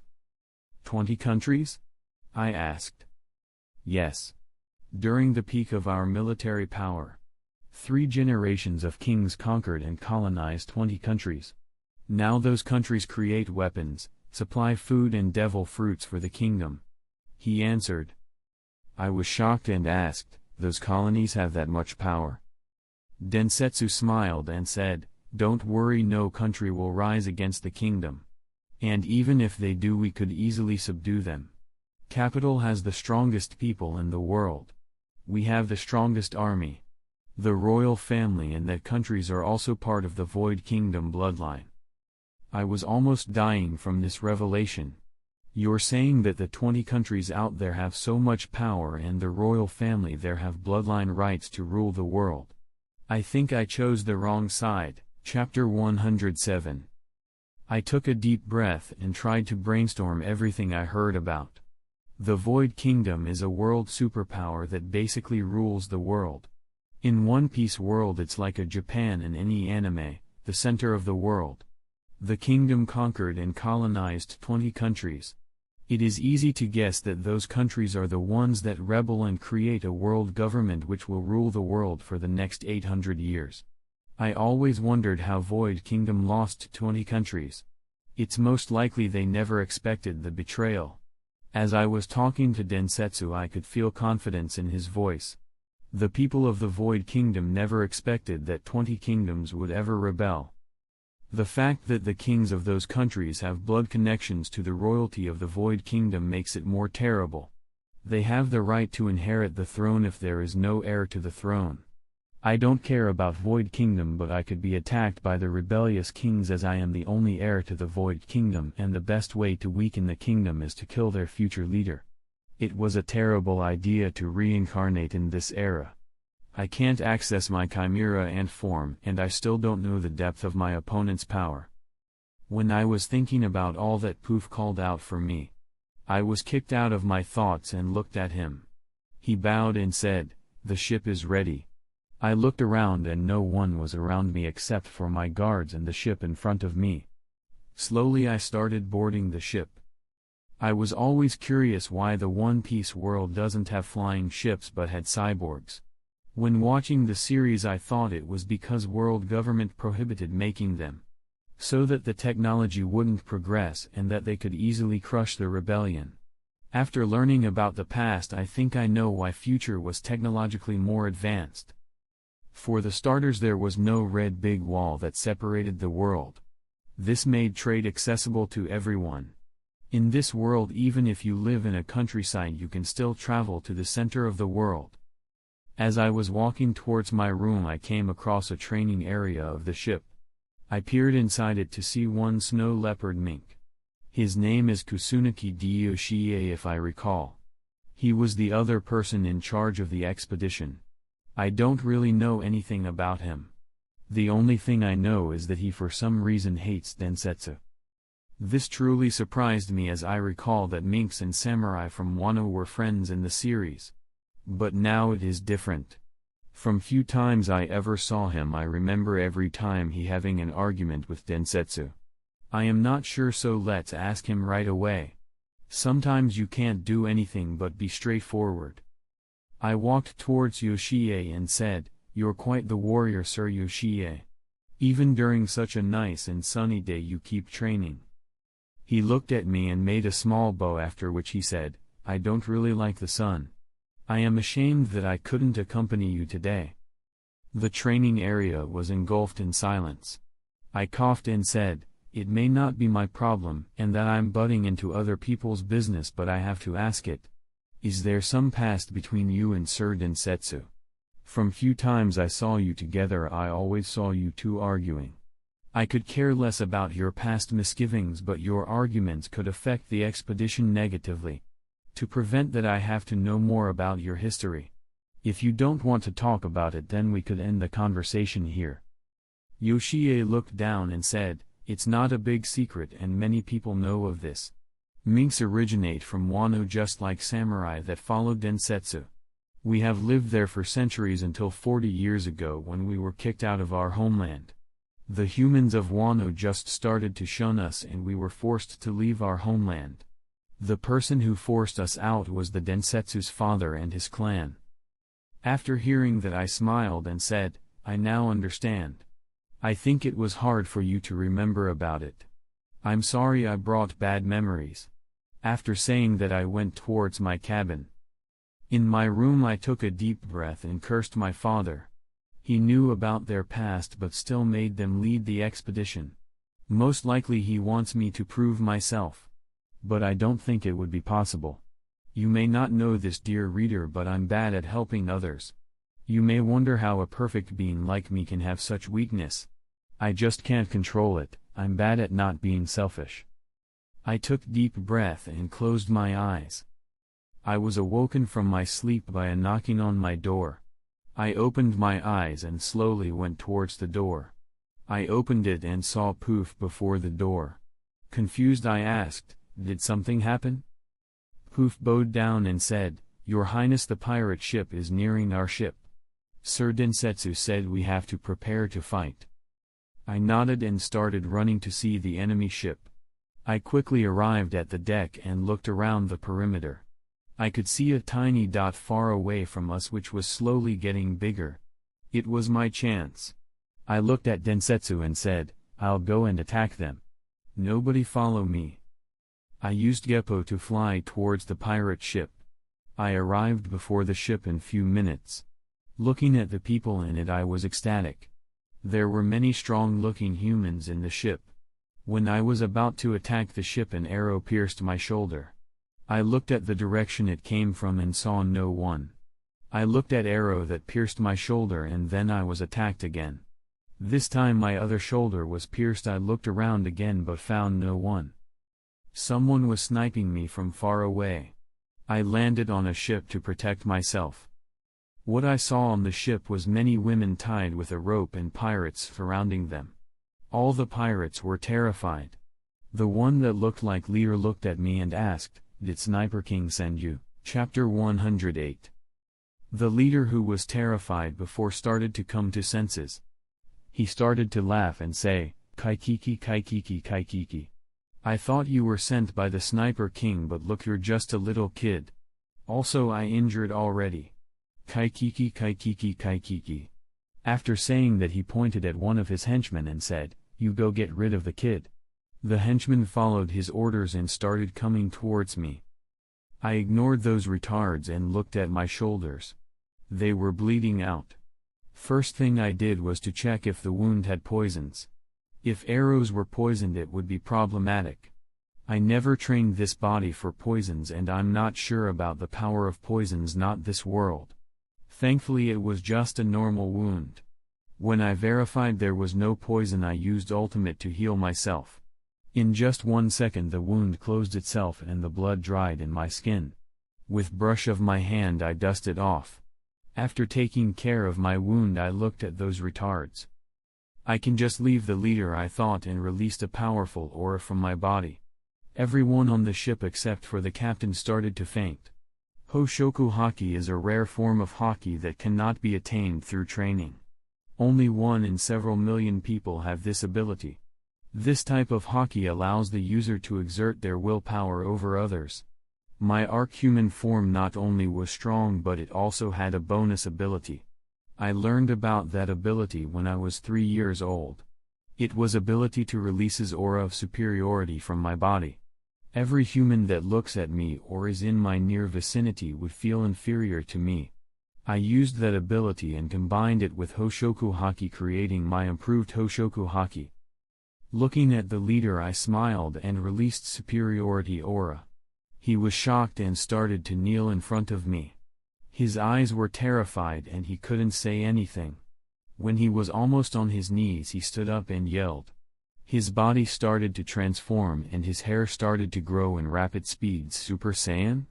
After growing, the hair started to harden and looked like spikes were coming out of his head. He transformed into a half hedgehog and half human hybrid. Looking at me, he said, "Kaikiki, Kaikiki, Kaikiki. Don't think I lost. I'm the great hedgehog pirate Capitan." After saying that, he started to roll towards me with his spiked hair. Looking at Sonic Ripoff, I smiled and stood in a position. When he neared me, I clenched my hands into a fist and punched a Sonic Ripoff towards the horizon. There were few scratches in my hands, but it was quickly healed by my natural regeneration. Sadly, I couldn't get any info on Sniper King from the captain. When I was about to wake up the other people in the ship, I felt a terrifying aura. At the same time, I could hear a song playing in the air. Its lyrics were, "On the Sniper Island, I was born.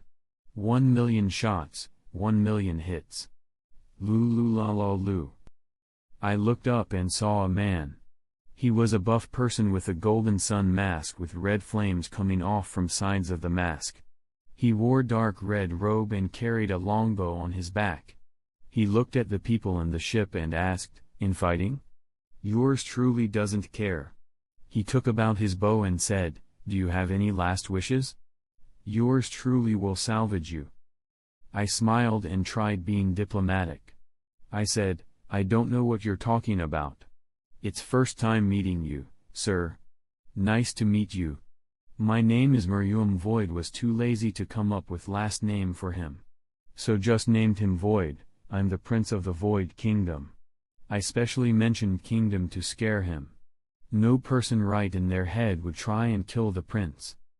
With a chilling voice, Sniper King said, "Yours truly doesn't care. How dare you people try and kidnap my subjects?" I tried to tell him the truth, but he didn't wait for me. He pointed his bow towards me and tried to input an arrow in it, but midway he stopped. He had no arrows left in him. The place was silent for a second, but right after he started to pull the bowstrings towards himself. No arrow was in a bow and he just pulled bowstring. His fingers were already powered with armament Haki. When he released the bowstring, my body was covered in small holes. Many small holes covered my body and I started losing tons of blood. He used air as an arrow to pierce me. I had no choice but to age myself to fight him. When I was about to age myself, I heard a sound of thunder. Sniper King was struck by lightning and someone came towards me. It was a snow leopard, Yoshie. He had a rapier in his hands and an angry look in his face. With a thunderous yell he attacked the Sniper King with his dark rapier. The Sniper King, who was about to be pierced, made a distance and sent out an air arrow towards Yoshie. His arrows made small holes in Yoshie's body, but he ignored them and tried getting close to Sniper King. Sniper King sneered and used his bow as a sword and swung it towards Yoshie. Their attacks split the clouds and a sky covered in dark clouds was split in half. They both took step back and attacked each other again. This time the shockwave of their attacks almost destroyed the ship I was in. Chapter 109. Yoshie was panting heavily, his body was full of injuries and it was even hard for him to stand. He didn't give up, but it was visible that he was seriously injured. His white fur was now painted red by his blood. Sniper King, on the other hand, was standing tall. His mask and robes were already destroyed and I could finally see his face. He looked really similar to one particular One Piece character. He was a black-haired man with a comedic circle-shaped nose. His most prominent feature, however, was a large chestnut on his head. His body was too full of injuries, but they weren't that serious and I could see he could still fight. He was in far better condition than Yoshie, who is almost dying. I couldn't even say Sniper King was actually injured. Even thought he was full of injuries. I could feel that he could easily beat 10 more people same strength as Yoshie if he wants to. I looked at Yoshie and then looked at the person standing next to me. Yoshie and Sniper King fought for 2 hours and by that time Densetsu and others already arrived. I thought Densetsu would help Yoshie, but he didn't. He just made sure I was safe and started to spectate. Looking at Sniper King, I asked Densetsu, "If I attack him now, would you help me or just spectate?" Without hesitation he said, "Of course I would protect you without any hesitation." "Then why don't you help Yoshie?" I asked. He hesitated but answered, he wouldn't want me to. His pride wouldn't allow him receiving help from me or my people. This is the result of many years of discrimination from our people. I am ashamed of our actions, but I too have a pride and also respect his. He would have liked to die as a hero far more than living because of me. Again looking at the battlefield I said, "Go and help him. I don't care if he likes it or not. He's working for my father and was given a mission. He already wasted enough of our time." After saying that I went towards my cabin. I don't know what happened, but after Densetsu entered the battle we soon started to move again. I was quite shocked because battle ended far more quickly than before. When I asked Densetsu about Sniper King and he told me that misunderstanding was solved and he didn't join the battle. He said that women in the pirate ship sum up and helped to clear my name. I was really interested in Sniper King because of course you would. From Densetsu I learned more about him. Void Kingdom is the strongest kingdom in the One Piece world. It colonized 20 kingdoms and basically controls the whole world. But it is still called Void Kingdom, not Void Empire. Such naming always bothered me, but now I know why it was named as such. It is all because word empire is a taboo word in this world. Only empire that existed was Dragon Empire of 300 years ago. Many people were terrorized by the dragons and a word empire was corrupted by the dragons' actions. No human would let any kingdom name itself as an empire no matter the size of the nation. But who would stop the Void Kingdom if they named themselves an empire, you may ask? Aren't they control the world? Void Kingdom is the strongest kingdom in the world. There are some kingdoms when combined their power could still fight against Void Kingdom and incur heavy damages to the kingdom. One such power is Sniper Kingdom. Their leader Sniper King is one of the 3 strongest people in this world. He is as strong as my father. So the story goes as follows. The stupid pirate leader was once beaten up by Sniper King. He left that pirate to starve on an island they fought in because he thought pirate was too weak to kill. Somehow pirate survived and vowed to take revenge. From Pirate's followers we learned that the pirate spent 3 years to create a perfect plan to deal heavy blow to Sniper King. After 3 years of observation he learned that every year all the warriors of the Sniper Island will leave the island to participate in Sniper Tournament, an annually held tournament between the snipers of the island to determine the Sniper King. When all the warriors left the island, Pirate used the weakest pathway to infiltrate island and started to abduct women from the island. When the snipers arrived back at their kingdom they were agitated. Sniper King chased the pirate captain and that's how he arrived here. Our expedition went smoothly after the encounter. Some pirates tried attacking us but were easily defeated. And in such calm way we finally arrived at Florian Triangle. When we were about to enter the mist we heard a thunderous roar. I ran up to deck and tried to see where the roads came from. Most obstructed my vision but I knew where the sound was coming from. I ordered people to move towards the sound and after 10 minutes we came before 2 gigantic beasts fighting. Those beasts were 10 times bigger than a normal giant. Their heights were over 100 meters and even more than 200 meters. One of the beasts had a dinosaur-like appearance. It had tiny arms the same as Tyrannosaurus Rex but he also had his back lined with armored plates similar to those on a Stegosaurus. Other beast was a gigantic humanoid creature with an octopus body where his head should be. He had gigantic red dragon wings in his back, and that's a wrap, hunters. Another epic Hunter x Hunter fanfic in the books.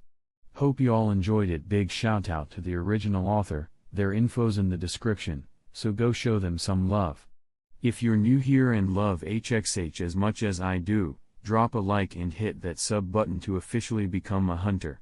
Your support keeps this channel alive and honestly motivates me more than you know. Oh, and don't forget to check the community tab. I actually post stuff there, not just sub-begging like certain audiobook channels. Embarrassed smiley face emoji. That's it for now. Peace out, and love y'all. Red heart emoji.